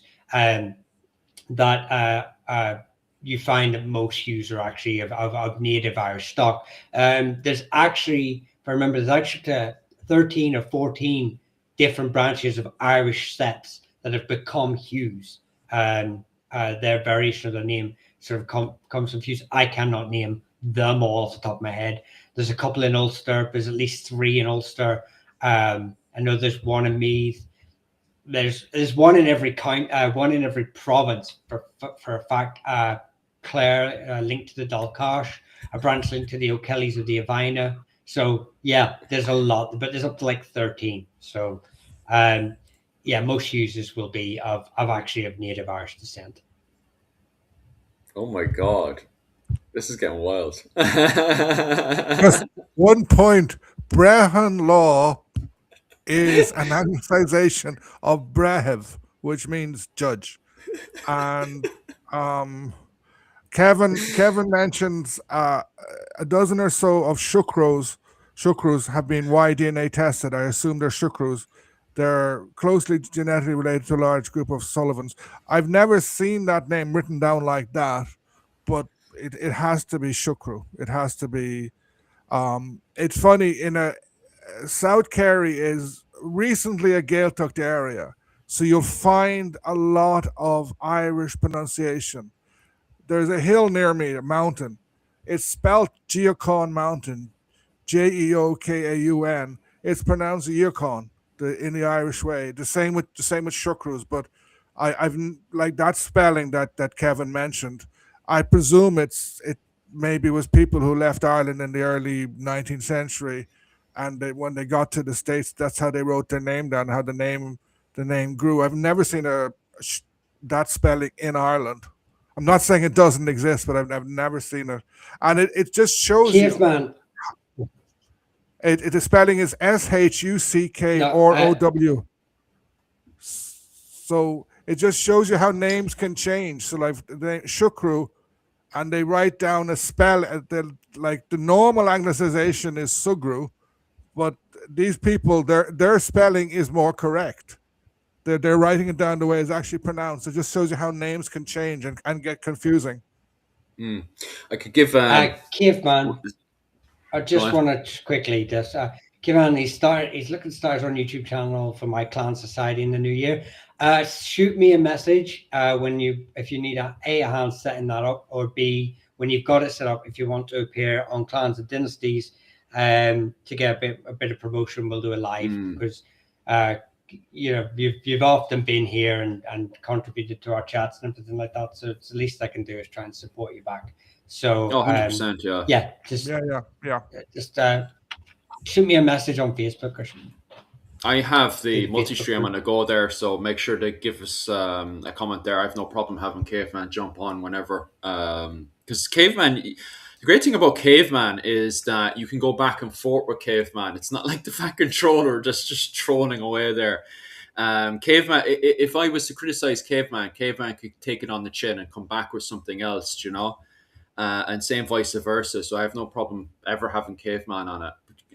Fat controller, you're 100% of fucking troller. What kind of comment is this? No one ever from Galway would say this in a billion years. You're, and if you want to keep that fighting up in the Ulster area with Mihal, you do that, but you don't come down to Ireland's. You stay up there, boy. There's someone asking an interesting question and a kind of serious question here. Go ahead. DJ MJ10. Oh yeah, that was very good. Provided. American here. Father was born in Chicago, but adopted as a baby. Our surname via his parents is Marshburn. His DNA test says he's approximately 75% Irish, 25% Native American. And then he has a follow-up. We've tried tracing where his Irish origins are from. We got as far as him having Norwegian blood mix and his people being from near Galway. We want to find his name, but not sure how.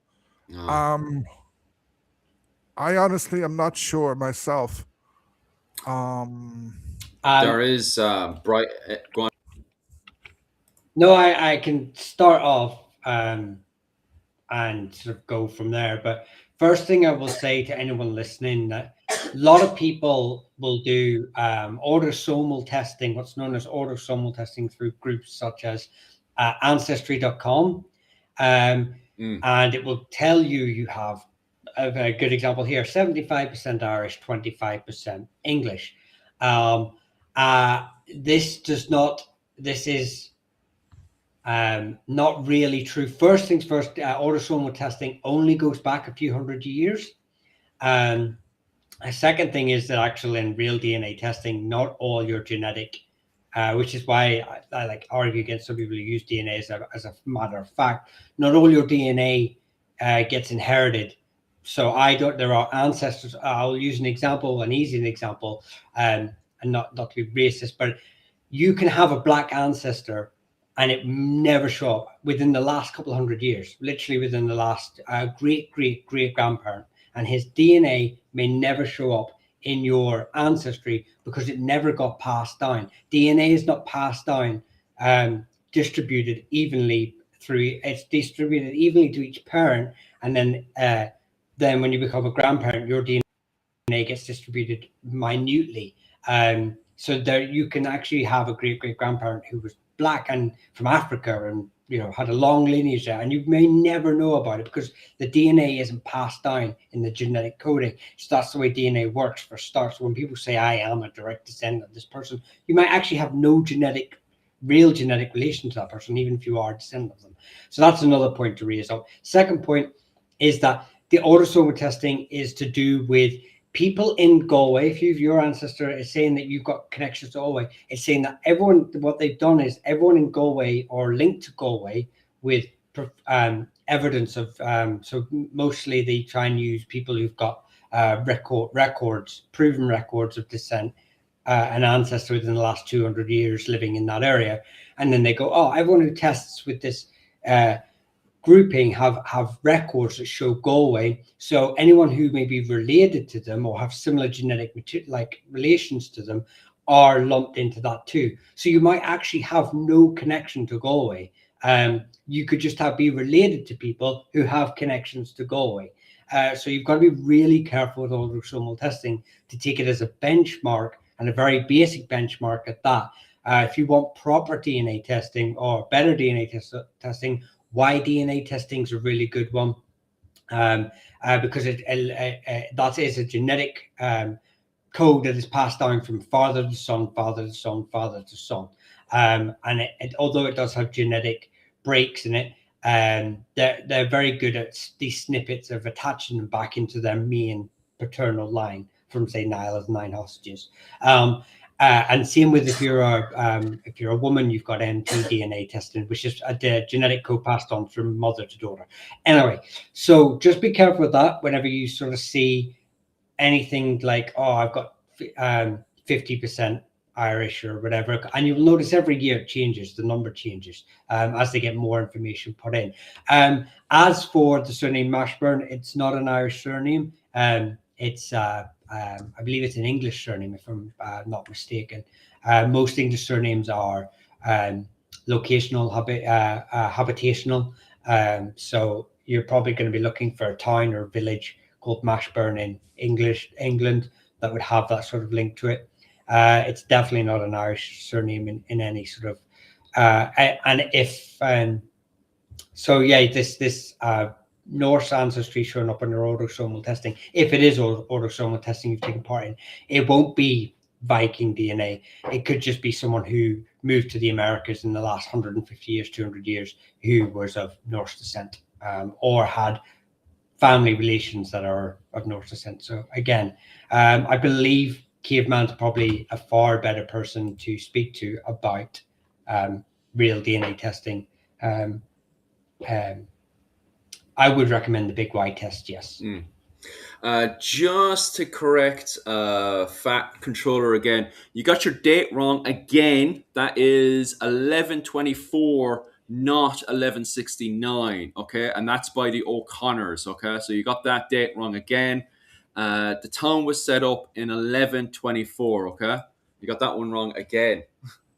Plus, also on top of that as well, have you read the book, what was it called? The English Invasion of 1169. It came out last year, which also debates the term Norman as well, because they're very mixed by the time they come into Ireland, which is the combination of the Cambro-Normans and the Anglo-Normans. So even using the term Norman is very debatable in itself. Any other questions? I will just say, Lukey, I will just say, Lukey says about he went from 98% to 70% Irish in 23andMe when version 7 came out. Yeah, I mean, I have, you know, I'm born and bred here, but my mother is of an English family.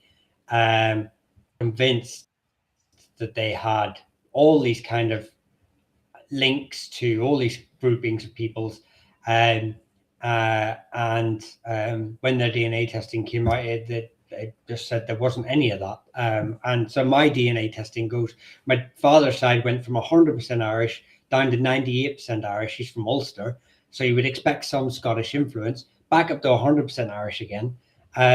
So either we're a very close-knit family back in the day, maybe too close, or their testings they haven't got enough testing for people who are related to him. So yeah, it's just one of those things you just got to be wary of. Don't hinge your whole identity on an autosomal testing kit. You know, that would be my advice. I think there's a difference between a crannog and a city for sure. Fat Controller, do you know the difference between a crannog and a town and a settlement? Because I think you're mixing up a crannog between a town and settlement. Also, the Normans didn't build. There's records of a castle being built where Galway is now before the Normans were there. Yeah. And now it's referred to as a castle. I will just say it. So I'm not stating that it is a stone castle. It is just referred to by medieval. It's a Moat and Bailey castle.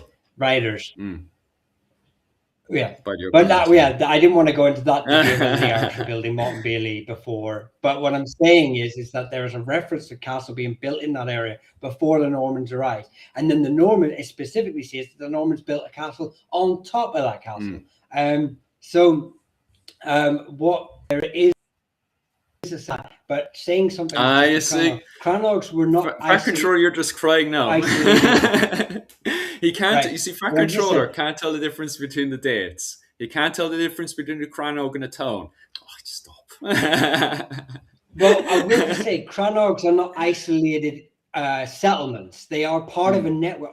Irish settlements were not isolated rural, abandoned places. They were often part of a network where you would have a crannog, a monastic site, a hill fort, even a town, a village, and these were all interconnected because most tribal kingship now was very about mobility. You had to be constantly on the move. It was quite a mobile society. You had in Ulster in later century, 16th century, I think, it's recorded that you would have villages on the bottom of a hill and a village at the top of the hill, and the farmers would migrate between these, or the cattle farmers would migrate between these two villages with the season because they're moving with their cattle. So they would abandon a village completely. And it was that information that the Ulster plantations started to use that propaganda later on to justify in the 18th and 19th century, to justify the Ulster plantation, was to say, sure, Ulster was practically abandoned anyway. It was just, there was nothing there in the large parts. And actually they were using these abandoned villages as this like evidence, when actually it was just families moving up and down the hill with the cattle. And some cranogs, like at the end of the 16th century, had quite sophisticated castles in them in Ulster. Some were wooden castle, and others were stone castles. It's a cranog is not a mud hut on stilts, usually in a lake. It is some sort of fortification or house, often on an artificial island. It's not stilted. There's normally land there first, which it can be artificial, and on top of that, you build some sort of fortification. The same way as like sort of the colonists in the Americas, like in the New England, etc. They built fortified houses and fortified forts like that. You can find them in the Iron Age, but then they had a rebirth and a renaissance in the 16th century because they were very effective as places of defense, as places of storage against the English, because they were difficult to get to. And there was one actual recorded, I think it was 1590, it could have been 1600, and it was one of Hugh O'Neill's main ones, and so it's full of ammunition. And so the English attacked it, and the Gaelic Irish just sat off in the cranog, like shouting at the English. And the English resorted, they got fire arrows, so they got bows and arrows, lit their arrows, and fired enough of them, they set the thing on fire and blew it up. Sort of, which is quite funny. Yeah, there was actually, during that time period, there was written work that the English started saying that they were areas of dissent where dissent could arise. They were these little rebel holes. So there was an actual systematic attempt to remove these. And in response to that, the Irish started to be very, what we like to refer to, with like the Temple Bar in Dublin, of being a bit Irish. The Irish started being a bit more like playing into it more about how important these things were. Basically, it's I mean, they were important and they always have been, but I think you can sort of see that they just sort of typical Irish sort of, like, fuck off. We can't have them. We'll have them then if we're not allowed them. So, Fat Controller, it wasn't the people, and it's not straw houses. It wasn't the people in the cranog firing arrows. It was the English army force firing fire arrows. This one was a substantial wooden building. It probably had a thatched roof, and there's a difference between thatch and straw. Cranogs, it's funny, there is a geographical division in Ireland in terms of cranogs. In Munster, in the southern half, there are not many cranogs. I know there's one, or there's the island left in Lough Ger, but there's very few. Whereas if you go to the north of Ireland, to Ulster, to Tyrone, I think Monaghan especially, because there's all those little lakes in Monaghan, and I presume Mayo and Donegal, you'll find loads and loads and loads of cranogs. Tyrrell had a secret crannog. I don't know if it was a crannog. He had a castle in an island in the middle of a river. It wasn't actually his. It would belong to some other family that he borrowed from. And Mountjoy captured it, but had great difficulty capturing it. No, I think Fat Controller's just upset there because he mixed up the dates of 1124 and 1169. Again, Fat Controller. Again, you mixed up the dates. Go on, Michal. What are you saying? No, I will just say I do have a video about crannogs and how their early formation and what denotes as a crannog. And actually, towards the end, I had done a bit of research and found a lot of crannogs that still exist today, as in like you could see the artificial island that are attributed to families. So a bit of self-plug in there. If you want to find my short about it, it's but there's a load of families on there that they reference from the annals to to a family, and then I've been able to locate it in a lock or something, or another historian's done it and I've copied the work. And then in 1600, 1601, 1602, when Mountjoy was campaigning in Ulster, he brought this guy along whose name I can't remember, but he drew some very, very beautiful colored engravings of this campaign, including various crannogs. And they are very interesting to look at. And you can see that there's one it just looks like a castle, like a moated castle, because the crannog is that big. They were published in a book called The Queen's Last Mapmakers, because the guy drawing the picture got his head chopped off in Tyrconnell. But his pictures are quite famous. I will just say, do you know O'Boyle's Castle? Well, it's called O'Boyle's Castle. It's the ring fort on the island in Donegal. I know of it. Yes. I wonder, does that count as a ring fort or a crannog? I'm just sort of pondering on that. Not really. Or both.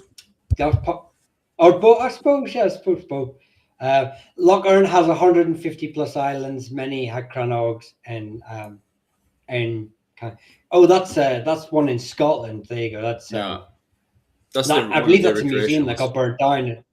Yeah, and they've just rebuilt it. That's the one where Hamish is working. Hamish wants to come onto the channel next year.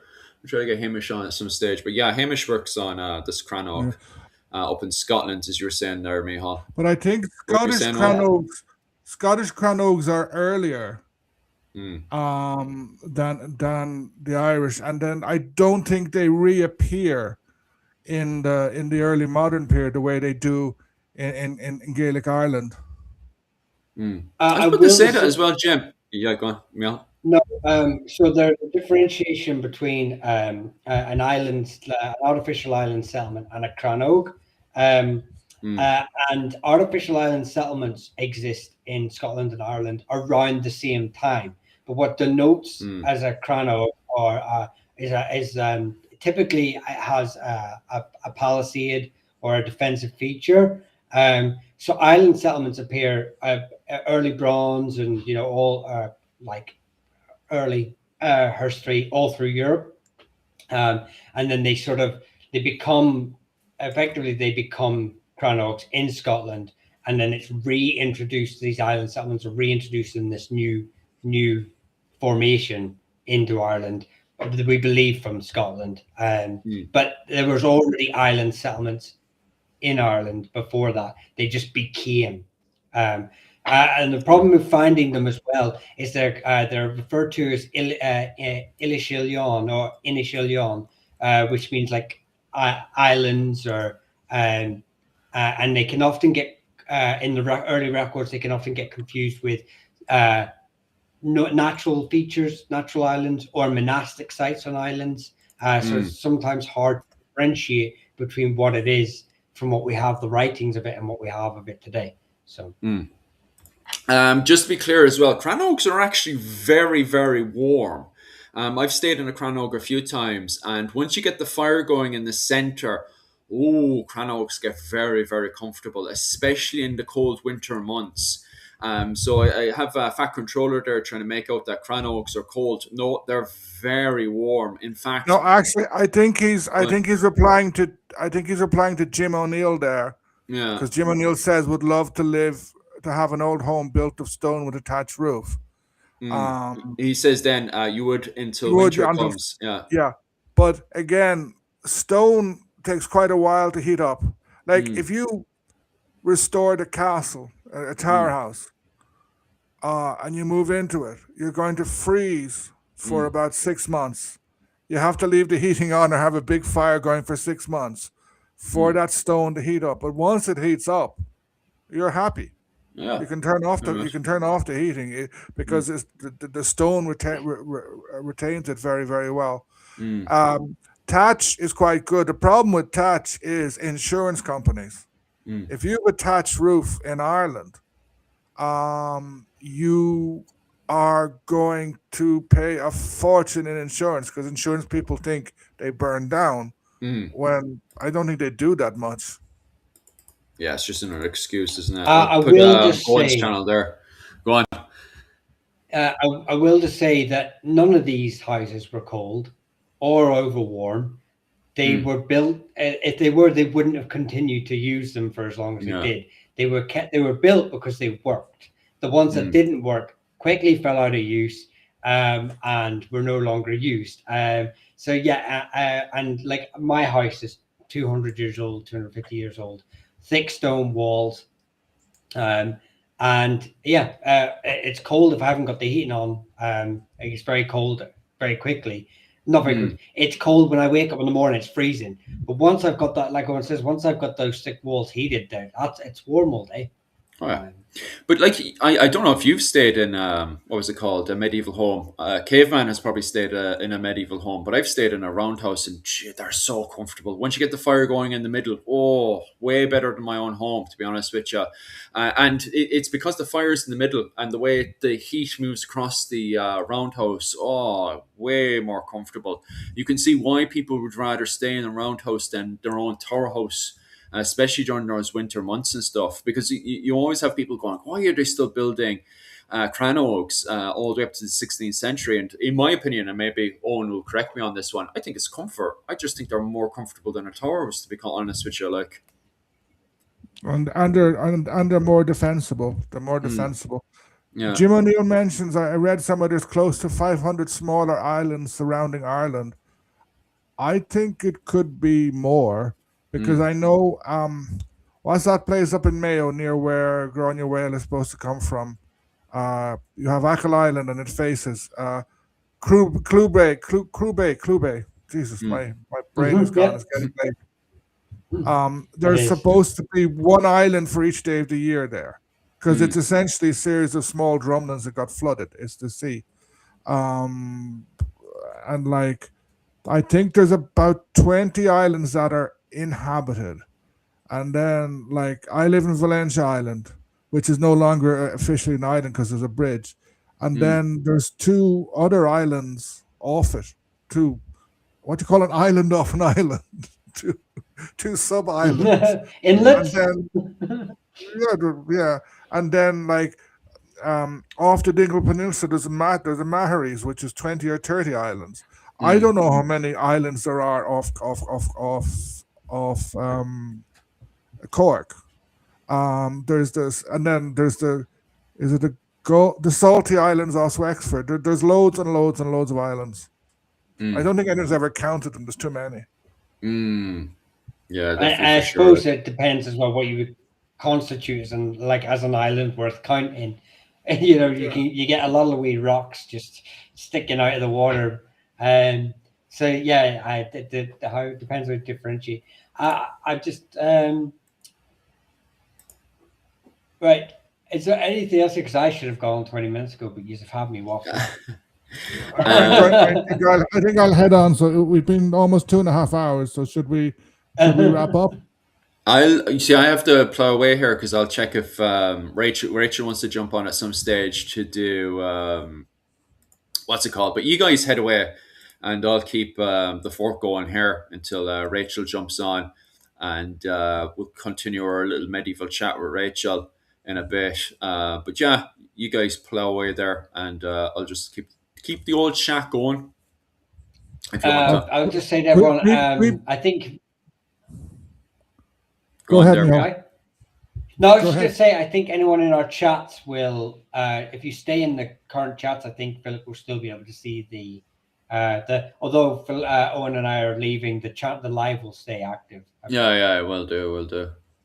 I'll send actually Rachel. She's still jumping on today. Queven mentioned my Sullivans and my fourth great grandfather Owen O'Neill came from Valentia Island. My O'Neills don't come from Valentia. My Kerry blood comes from Glen Bay, Killorglin, and then I've traced my mother's family. Then some of them live up the mountains, and others I've traced back to Keel and Shanakeel, which is the beginning of the Dingle Peninsula. They were living in a shack up the mountains there before 1800. So, and then my mother's side the other side are O'Doolings. They were booted out of Leisure Offaly, and they came down to North Kerry, and then they moved into the Kerry Mountains around the same time. So my O'Neills are from some on my father's side, who's from Dublin. I've traced to my great grandfather. That's it. I know nothing about my family. Because I thought you'd have the whole thing mapped out at this stage, Michal. Oh, I've tried. I have tried. Which is why I map everyone else's, just to make up. Yeah, I make up for the fact that I can't map my own. And maybe I'm hoping if I map everyone's family in Ireland, eventually I'll find my own within it. I think those cities are too messy, because my own family are from Limerick, and then after, what was it, up to World War One, then it just becomes a complete mess, because I've had genealogists and myself looking at it. I had O'Shea and all those lads down in Cork and stuff look at it, and the problem is once you get into World War One, it just, like even World War II and stuff, it just becomes a complete mess in the whole Limerick area. So I think that's the problem with a lot of city areas, is it becomes a mess in that whole area, especially with all those surnames and stuff. Officially we have a 200-year blank spot, and it's completely blank. So where we just cannot connect unless you are the St. Lawrence's of Dublin, or the Butlers or whatever. You're not finding anything, unfortunately. And before 1800, it's really, really difficult. There's no records for the Catholic peasantry, so it just disappears. And I think I may be related to Kevin, or at least his great grandfather was my great grandfather's neighbor. Sort of. Kevin is saying I'm from Kilgarry Landers, the parish around there. Disparora too.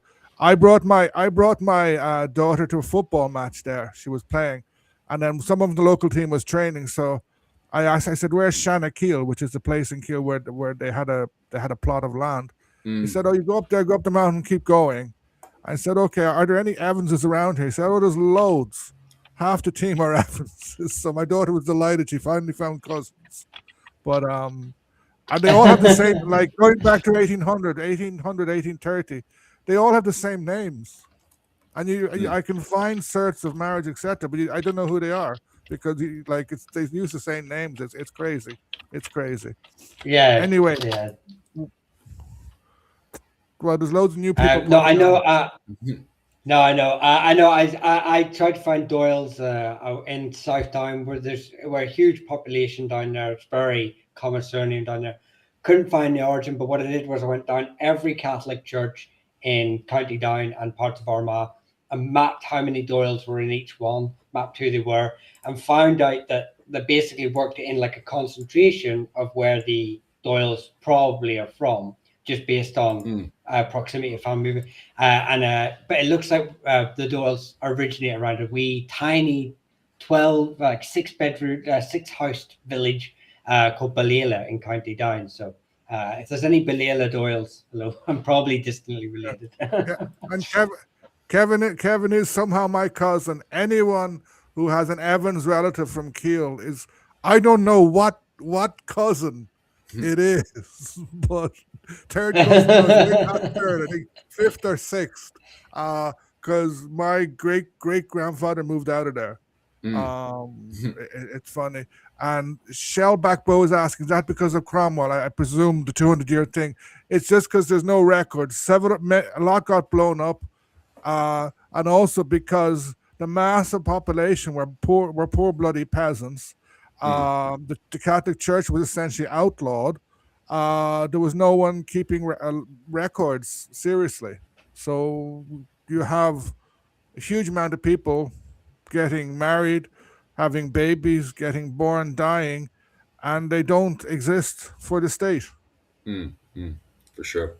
Okay, a load of Doyle's popping in now. The Doyles are taking over. We'll take over. What was it called? I'll let you guys go off. So, Michal, Right. what are you doing? Are you doing any lives this week or next week for Christmas? I do owe my members live. I was meant to go on last night, but we had a storm here, and it gave me a power cut, which broke my PC actually, which is why I had trouble getting on. So I do owe my members a live. I'm trying to figure out when it'll be before Christmas, which will be then my last live. But look out for a message on that. I'll try and squeeze it in somewhere. I'm trying to find the date that will work, but it's not looking easy so far.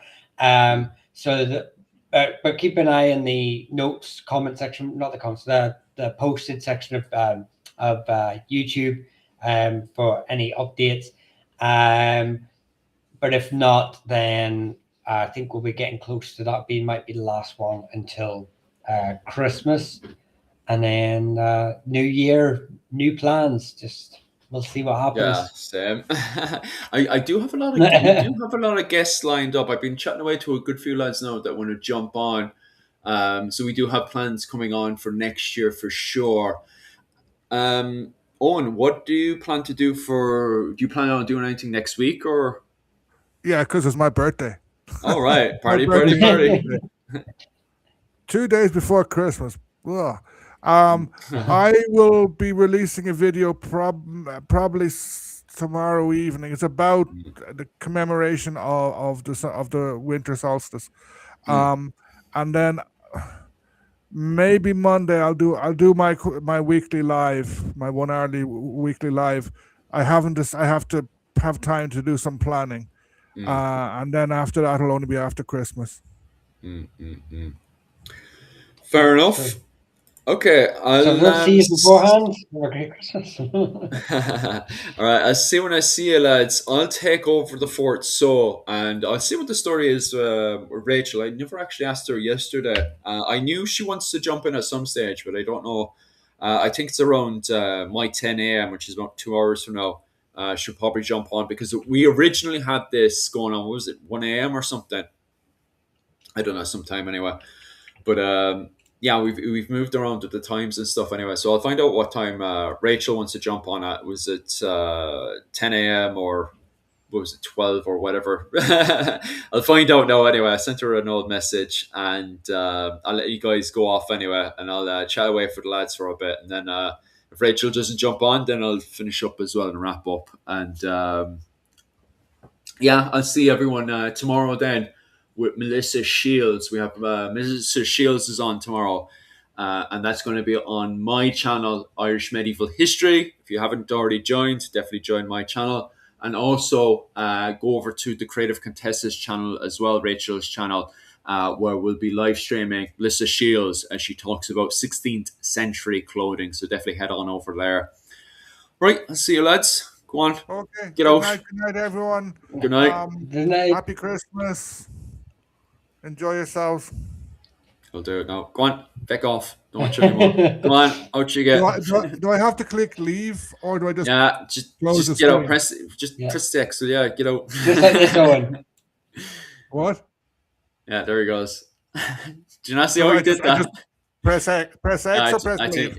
I think both of them will get the job done. Oh, okay. I see you, lads. Bye. Bye now. Right. Let's talk about Happy Christmas. Merry Christmas to yourselves as well. And anyone else who's popping into the chat there now. Merry Christmas, Kevin. What happened to you in fighting with your boss? Are you still fighting with your boss there? Uh, Jesus, there's no need for that now, Lukey. uh, now we can talk shit. Yeah, exactly. That's what I was thinking straight away. Just could the boys talk a lot of shit. And thank God they took that other lad with them. Who was the other lad? Was the conductor. Them Ulster boys, I tell you that. Trouble, all of them. Now it's just us and the Munster boys. Merry Christmas and thanks for putting up with me. Lukey, you're running around like there's no tomorrow, jumping around to the different channels. Ugh. And Wayne hasn't rocked up there. He paid for membership on my YouTube, and he hasn't rocked up yet. Because I said there's a YouTube wants to give him a congratulations for becoming a member on what was it, the YouTube membership, and he hasn't rocked up to collect his well done yet. It's mad that what was it called? YouTube wants to give everybody a well done for signing up for the old membership with them. They'd have to at this stage because of the fact that Patreon pays more money than YouTube does, because YouTube takes such a high percentage. You know, no weekend off. Oh, jeez, you're having a very hard time, Kevin. They're just mad because they had to pay out for. Oh, Jesus, it's no wonder. I should have grabbed a drink of water before I start my rant. What was it called? Oh, there he is. Caveman's already signed up. When did you sign up, Caveman? And I noticed it didn't give you a well done. It gave Wayne a big, massive well done yesterday, and then it gave him a well done today as well. I was about to sign on, and it says make sure to give Wayne his well done for signing up. Sure, didn't even tell me or notified me that you signed up. I could trace my lineage even to the Eastern Roman Empire. Well, at least you can trace your lineage somewhere. That poor conductor fella couldn't, what was it called, trace his lineage anywhere. And he kept getting the bloody dates mixed up as well. That goes back a minute or two. Sure, Caveman rocked out. He flew over to Turkey yesterday. Got himself a beautiful Turkish wife. Where am I? 1 second there, Dennis. I'll pop over. Hey, Philip, did you have a phone raising the? Yeah, we got 25 quid. 1 second. I'll find Melissa's thing from yesterday. Jeez, my thing's jumping around as it's not tomorrow. Do you know what? I'll just focus on this chat and the other chat. I joined a few days ago, and it never even notified me.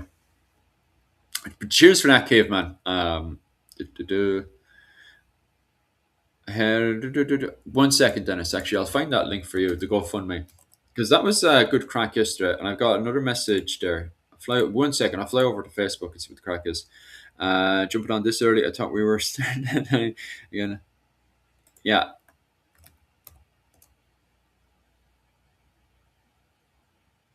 All right.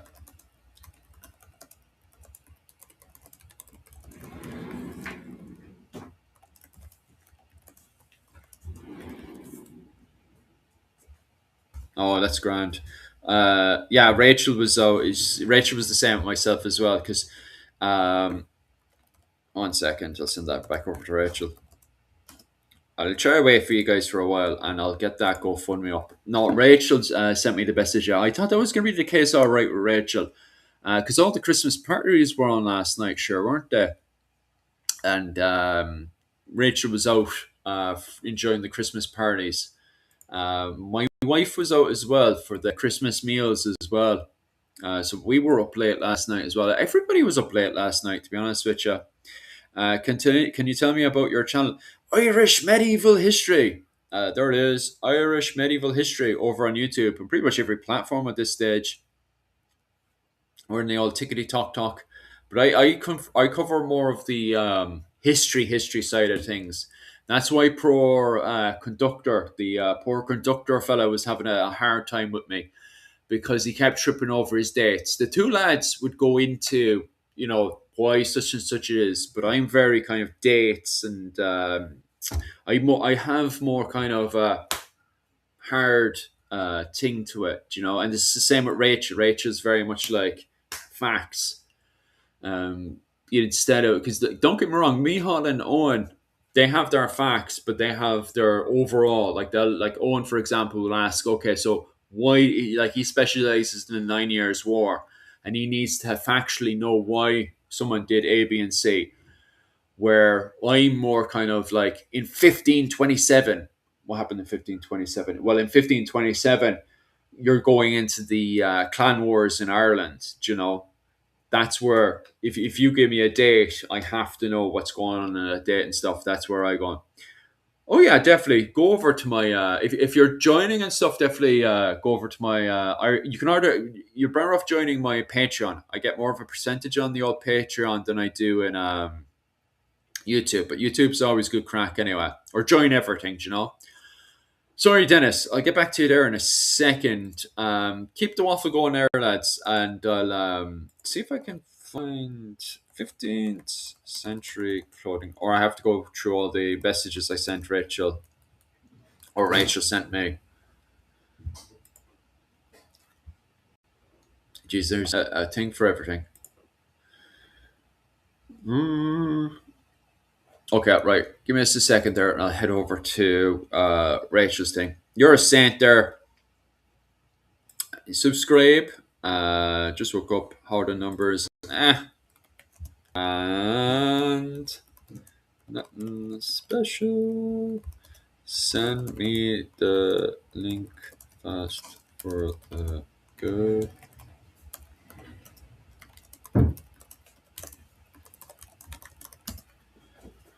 Yeah, I just sent Rachel. Rachel's online now, so she sent it over. But she's enjoying her time off now because she was out last night enjoying the Christmas parties. Let me pop over there. What was we were saying there? The connection comes from Edward II's marriage to Isabel. 1 second, I got that message back. Dude, you're sent. Thank you. Boof, boof. Let's see if that works. This was temperamental yesterday. Tell me if this link works, will you? Because this was very temperamental yesterday. I sent that link there. And because that one's interesting, is what Caveman's saying there. Actually, I'll post it onto the main one. I'll put myself here and I'll put that one. Yeah, the connection comes from Edward II's marriage to Isabel of France. Yeah. Yeah, you're right, because that was the She-Wolf one. The one that was yesterday, that he most likely died of starvation, but as you know, a tour guide, I would definitely say he actually died from a hot poker, you know, because it sounds better. And she descended from Henry I, though his marriage to Anne of well, yeah, that's where it starts to get out there, doesn't it? And her grandmother. You see, this is proper genealogy here, like, not what your lads were saying. What was it called? Your man was saying earlier in the comment section. Caveman, I kept dating the stuff he was saying. I kept going into the dates. None of his dates were making any sense, Caveman. What was it? Make up, jump back over, because he was saying stuff, and I was like, those dates make no sense. And I looked it up. He was off by 200 years. And sure, yeah, the fact conductor, his dating was terrible. He had no clue what he was yapping on. No wonder he mixed up the pics with the yeah. But you're Caveman. You're always very good at linking up the lineage, and it's easy to follow it when you post it up. But that fat conductor, no wonder he thinks the men of Galway are connected to. Well, no wonder he thinks that the Normans had built Galway, and his ancestors were waiting outside in the cold for how many years did he say? 500 years. Well, overall, it would be 700 years that his ancestors. So, the way he had put it together was that his ancestors would be waiting outside Galway for 700 years, waiting for the Normans to build Galway, and that his ancestors had come over to Pickland because he had mixed up the dates so bad, you know. And then when I pointed out there, sure, did he get upset about it, you know? but no wonder he's mixing it up. I think he's got mixed up from 3000 BC with the arrival of the Picts up to, and then he jumps all the way up to what was it? What was the next date he gave us? Well, he said 6th century, but it was 372. Was it 327? He mixed up. It was wild. I was looking up the dates for it, and it was absolutely wild. Funny, like, don't get me wrong, your man is funny, like, but putting in the dates, I was there typing away in the background, and putting in the dates, and I was like, Jesus, your man's off. I had an image of him, his family outside of Galway, well, waiting for Galway to be constructed, and watching Saint Bridget fight the Felborg because the way he mixed up the dates. He's a madman, like. He's, I don't know. The Gael in Galway is obviously foreign, right? That's a funny. You see, that's the thing. I'm not a linguistic, but the thing about yeah, that's an interesting one. But Galway is built by the O'Connors. You know, I haven't come across anything that says any different about Galway being built by the O'Connors. So, in my understanding, Galway was always built by the O'Connors, unless someone was to correct me there. Like, you know, you guys, did you tell me if the link works or not? Does the link work, lads? Because I tried the link yesterday, and some of the lads they couldn't get it working. You guys had a great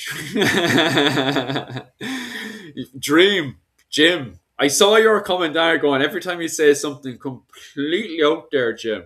I saw your comment on WoW, and I couldn't stop laughing, man. Some of your comments there, I couldn't. Anytime you'd say anything absolutely wild, I couldn't stop laughing, Jim.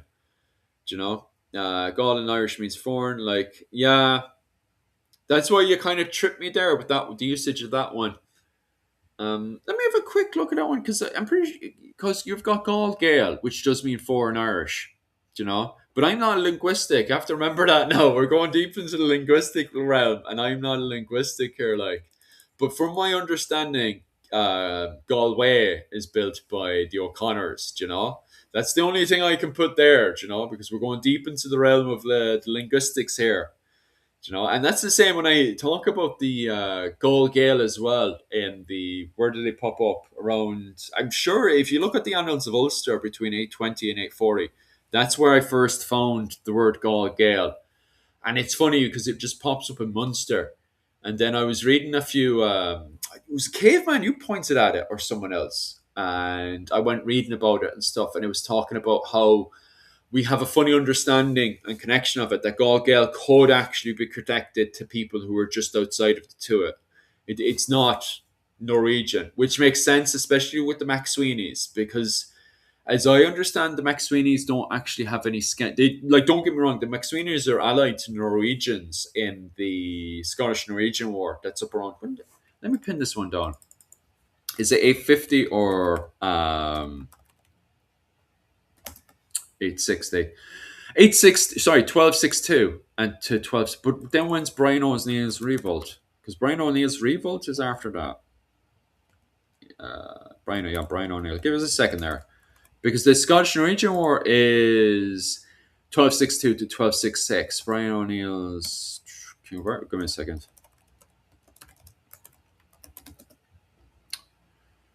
1260? Huh? Did I get that completely wrong? His revolt is from 1250. So it's Brian O'Neill's revolt and then the Scottish Norwegian War. I always thought it was the other way around. Now I've completely tripped that over. It's funny how I mixed that one up. Scottish Norwegian War. 1262 to 1266. And then there's the treaty then. Then what am I thinking about? Let me click on that one.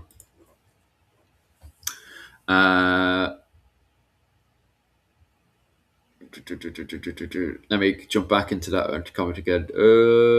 Link doesn't work. Oh, right. Just give us a second there. Actually, what you could do is this is how I got it working last time. If you go into Google and you put in this one, I'm pretty sure that works. But you're right there. About the link, the boys were saying the other day that the link was acting up as well. But I think if you type in what I posted up there, help recreate a 15th century Irish ensemble. Just we all fancy with your words. I would have just said clothing, 15th century clothing. But where was I? I got the link. Happy days. Well, at least some people get the link up and going. But yeah, the link can be temperamental, all right. It blows my mind when they say Ireland was savage. Sure, we wrote and read Latin and Greek. Yeah, your man earlier was a bit wild about that one. But like 1 minute he was claiming to be from Galway, and the next minute then he was claiming he was Scots. He's a pure strange troll lad. I don't block him because he's actually good crack. He's actually funny. Like that's why like there was a lad last week and he went in there pure guns blazing attacking, and I was like, right, I'm not having any of this. At least with your manner, he gets upset and he has a little crank for himself, but it's all banter. Like, you know, he never actually said anything that was completely well out there. I did have to block some people, all right, because they were. At least with your other fella, he knows he's not well. He's slightly worse than Jim, but at least he knows how to go up to the line and then go back in. There's some fellas and they just well past the line. You have to block them because they're not good for the algorithm whatsoever. Like, what's it called? I didn't get the link. How am I missing it? I found the link, but it is not clickable. Give us a second there. Brian Law predates Maggie Carter. Yeah, 100%. Like, you can see the names of several Gallo Glass. Narcissists don't like to be corrected. Yeah, I think that as well. Your man's a bit of a narcissist. I thought he was just a pure troll, but yeah, it was funny how he was when I did correct him on the dates. He couldn't, for the life of him, he could not get any of those dates right. He's very good at grabbing the and learning the information he wants to learn, but the problem is then he can't back it with the dates. And when you're dealing with someone like myself that goes boof dates and then just builds up on it, I can trip it over very quickly. Although I tripped myself over there mixing up the what was it Scottish Norwegian War, which is 1262 to 1266, and then Brian O'Neill's Revolt, which I have to put back in again, which was Brian O'Neill's Revolt is, and I lost it again. Give us a second. Oh, sorry, no, 1258. 1258 to 1260, okay, is Brian O'Neill's Revolt and the Tamad Wars. And is Latin used a lot in Ireland? Yeah, and a ton of Latin was used during the 6th century. The Irish start to go wild with their Latin. But we're only starting to know now the full picture of what Ireland was like in the late antiquity with the, what was it, 4th and 5th century. Just give us a second there, Duffy, and I'll get back to you with that one. And if he had any humanity, he would have taken him a long while. Oh, aye. Why do I think of pirates when I say Max Sweeney? Max Sweeney pirates, guaranteed. The Max Sweeney's committed a lot of piracy. I say a lot of the Gallo Glass commit piracy. To be honest with you, Jim. I think that's why, what was it called? Carrickfergus was a huge thorn in their side for all those Gallo Glass moving between Scotland and Ireland. Because, like, the Gulf Gael during the Viking Age were committing a lot of piracy, you know? So I could imagine the Gallo Glass later on committing piracy, like the McSweeney's. McSweeney Pirates. It sounds good, like, to be honest with you. I missed the argument, but we can all disagree and still get along. That's it. I had no problems with him, to be honest with you. He was wild. He was wild. But no, I wouldn't ban him. He was funny, like. Hebrew, Greek, and Latin. The boys were very, very clever. Yeah. Right. Well, that's crazy. 1 second. I just need to fly over there. And what else do I need to blast to do? Give us a second. I'm flying, tripping over my own tongue. Flying around there doing bits and bobs. Well, Caveman, He has a good combination spirit. Yeah, he's good crack. Like he knows how to run tightly against the line. Geez, does he run tightly against the line? And yeah, he's funny. Like he's so hilarious. Like it's as caveman said there. He couldn't handle it, especially when I correct him with the dates. I was like, poof, and he couldn't handle it. Like once I put those dates in there, man wasn't having it. Yeah, Jim was very good as well. Like, uh, hmm. During conquest kind of era, and then you go into the period of King John in Ireland, and then you had Aid the Second O'Neill.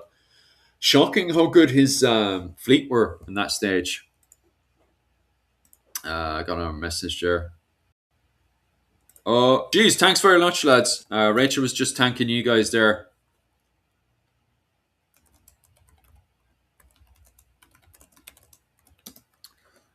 Yeah, Rachel just wanted to say thanks for the lads that donated there onto the old Patreon for the clothing, because we're putting together. Do I have any of the pictures from it? Do you know what? I could actually put up the clothing. Oh no, I picked my limit. Should I just delete it? Oh wait. No, it's the Krynog we're using. King John Phil. Are you related to King John? What's the story with his lineage after he dies? Who's the child and everything? Can I do that? No. Okay, do you know what? I'll just delete this. And then so I can show you guys. I thought you would send me walking there for a minute. Just if you ever do get banned, Jim, that wasn't my fault. What was it called? The clothing we're looking to actually make this is the top part of it. This is by Ghost Hero, by the way. Yeah, Ghost Hero got me that photo. So that's the top bit of it. And you see the beard and everything I have to grow out for it. So we're looking to make that. That's the top bit of it. Since my later morning opened up, I'm going to go ahead and do my... Yeah, well...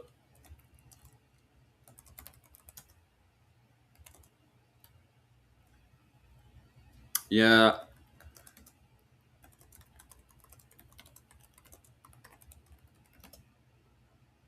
Numbers.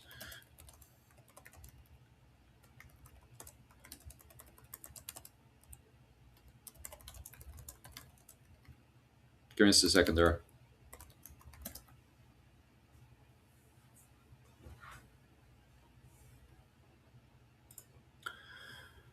Good evening. How you keeping there, O'Brien? How are you doing? No, if I ever kick you out, Jim, just give us a second there. It's probably Rachel. I just set up a separate one. Okay. Right. How are we gonna do that?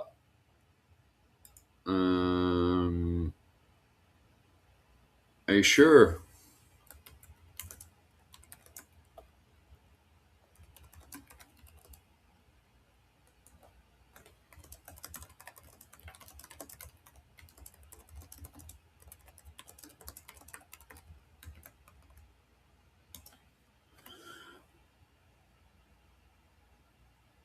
Oh, okay. I'm just saying because Rachel is setting up a sewing party. She's what's it called? Once to set up her sewing thing. Oh, this. Oh, right. 2 hours from now. Okay. Cool. I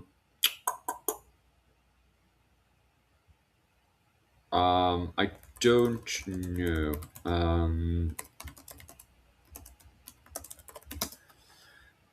No, Rachel's setting up a sewing thing in a bit. 1 second. Well, in about 2 hours. So Rachel's going to jump on in 2 hours and do her sewing stuff. I thought you would send me. No, if you ever get the boot, Jim, that's the fault of what was it called? YouTube, not me. How many different languages were spoken in Ireland in the day? Are you looking at the early medieval period with the Viking? Well, the Golden Age of Ireland to the Vikings, or the High Middle Ages with the Normans, or are you talking about the late medieval period with the old, I suppose, the English and all that kind of stuff with the clans? Bum, bum, bum. Looks like Bob Marley. Yeah, that's the outfit we're looking to put together. That's what the GoFundMe and stuff is about. Let me actually, I'll delete this one as well. Delete. And then what I'll do is, because that's the top part of it, what we want to do for the GoFundMe. And let me find the bottom half of it. Yeah, that's so. This is the top half. Doof, there we go. So it is this one, that outfit there. So that's the full body of it. And what we want to put together is the outfit for Seamus MacThomas, the 8th Earl of Desmond. Seamus MacThomas Fitzgerald, the 8th Earl of Desmond. We want to put together his outfit. So that's a noble of the exact same date of Seamus MacThomas Fitzgerald, the 8th Earl of Desmond. So that's the top half. Sorry, that's the full body of it. And this is the top part of it. So that's what we want to put together. If you had one number of royalty in your family, 3 must be loads from that link. Yeah, I say those 2 boys, both Kevin and Caveman, probably have a lot of royalty in their family. Me, on the other hand, my family is mostly very much linked around the Limerick area, Limerick Cork area. My potential grandmother is related to everyone. Some of our ancestors have been in New York. Jesus. I just had a family that ran away to America on my mother's side. True propaganda, House of Wessex traces its lineage to the Norse god Odin. Yeah, they would, wouldn't they? All it takes is one link, and you got links to so much information. Yeah, that's what I need. My one gets very messy after World War One. Going into World War One, my family heritage thing is so messy. Like, I'm not the only one as well. There's other people up in Limerick as well, and it's Jesus, it's just a complete mess. And that's because of the whole poor Paddy syndrome that happens, where people are denying who they are and all that kind of stuff, and people not coming home and blah blah blah, and then people popping up left, right, and centre. But it's probably not just myself. There's probably a load of people after the First and Second World War, and their lineage is just a complete mess. Braid need to learn 50 Ogums. Ground level, take Ogum as dialect in the context as well as early script. Ogum can also be taken as right. Took that in there, so everyone can see that one in both chats. Like, all right. Do you know anything about Up the Rebels? That's actually where I'm going to go and specialize in right now, which is during the period of the Wars of the Roses. It was give me a second. Up the Rebels, and I'll get the actual rebel himself. It's meant to be my field of expertise soon, since that's the place where I'm actually going to go and specialize in. Moving away from 10th century. Well, I might stick to 10th century Ireland as well, because I want to continue researching into the Silk Road. But now I have to, since you guys are not paying me, I have to go and do research into. Well, I already had to, because I already had another project as well. That's why I'm kind of tying everything together. But field of expertise I want to get into is around 1472 with the Wars of the Roses in Ireland, which is literally the period I'm talking about now. Up the Rebels, Wars of the Roses.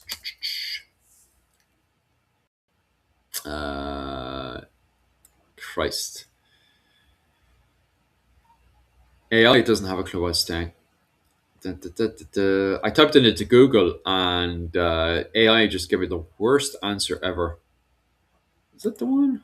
I don't think it's the. No, that's not either. Right, Cork. Cork and the Cork. Actually, Tudor Rebel might do it. Bam, bam, bam, bam. Because it's the name of the. Oh, was it? Warbeck. The term rebel county is a long-standing nickname which originated from Warbeck. That's what the AI is saying anyway. Simmons, you had Simmons first, and you had Warbeck. Oh, was he also in Cork? Allegedly, according to AI. And Warbeck. Let me see.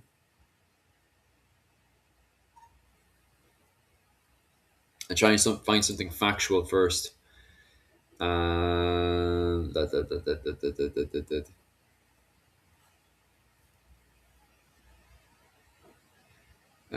Gurk AI is a good use. I use it for learning history. The problem is with these AIs is once AI gives you something, for the love of God, first off, ask it where it got its source. That's will give away the main thing. And then secondly, make sure you trace that source up because it hallucinates when it comes down to history. It hallucinates all the time. But what's annoying is I know there is originally. I just want to make sure and clarify that's true that it was Warbeck. Do you know what we do? But put Warbeck into Cork. 1 second.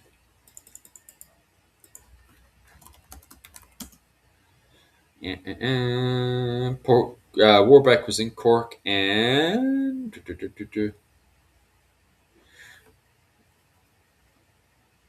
yeah, it is. He was crowned Richard the Fourth in Christchurch. He arrived in 1491 to 1492. Warbeck was supported by the men of Cork. But that's anyway, because Cork had gone rebel with Warbeck, especially when the Fitzgeralds stopped supporting Warbeck, allegedly.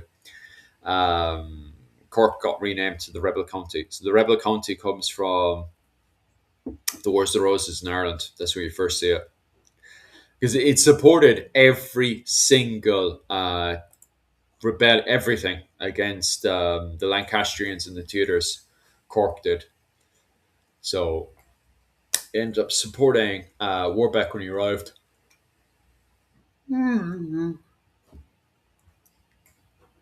Right. More time. Oh, we're exactly 3 hours in. Warbeck, he landed in Cork. Cork Bay. I love the Wars of the Roses. It's one of my favourite eras for sure. Didn't Earl of Kildare invade England? Yeah, that's the one. Lemon Simmons. Lemon Simmons was the Battle of Stokefield. When was the Battle of Stokefield? That was the last battle. That was the last battle of the what was it called? There we go. We're not going to work with that, are we?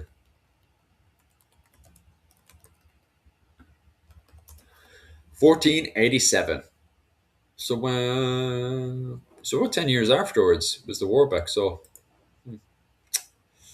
hello. Do you know anything about? You missed all the lads there. The old colonies.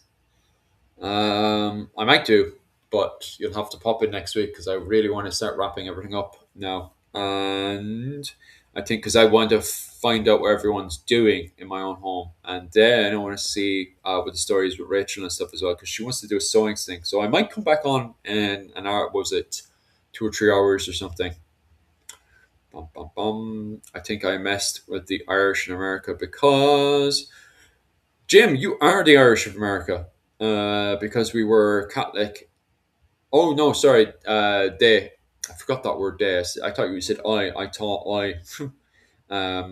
Because we were Catholic and American was founded by. That's funny. Rugby country is really cozy. We are so great and awesome here in Cork. That's called a fact, Dennis. I can link my link. Okay, right. We can do all the links and stuff. Yeah, probably not next week. Yeah, we won't be back. Actually, we can't go back next week because sure, I'm in Naha next week. I'm in the mainland of Japan next week, so we cannot go live next week.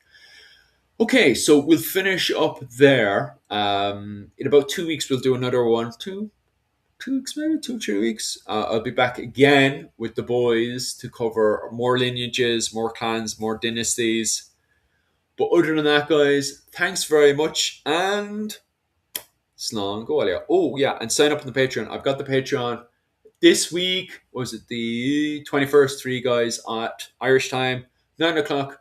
We have William Marshall and Isabel Declare. Also, this time tomorrow, I suppose earlier, about 9 o'clock Irish time, we'll be with Melissa Shields again, covering 16th century Irish clothing, Anglo-Irish clothing, with the Fitzgeralds, the Desmond Fitzgeralds.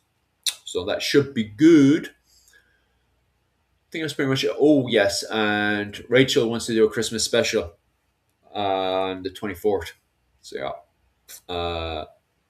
Oh god, you guys are going wild. You're gonna get me in trouble now. Anyway, other than that,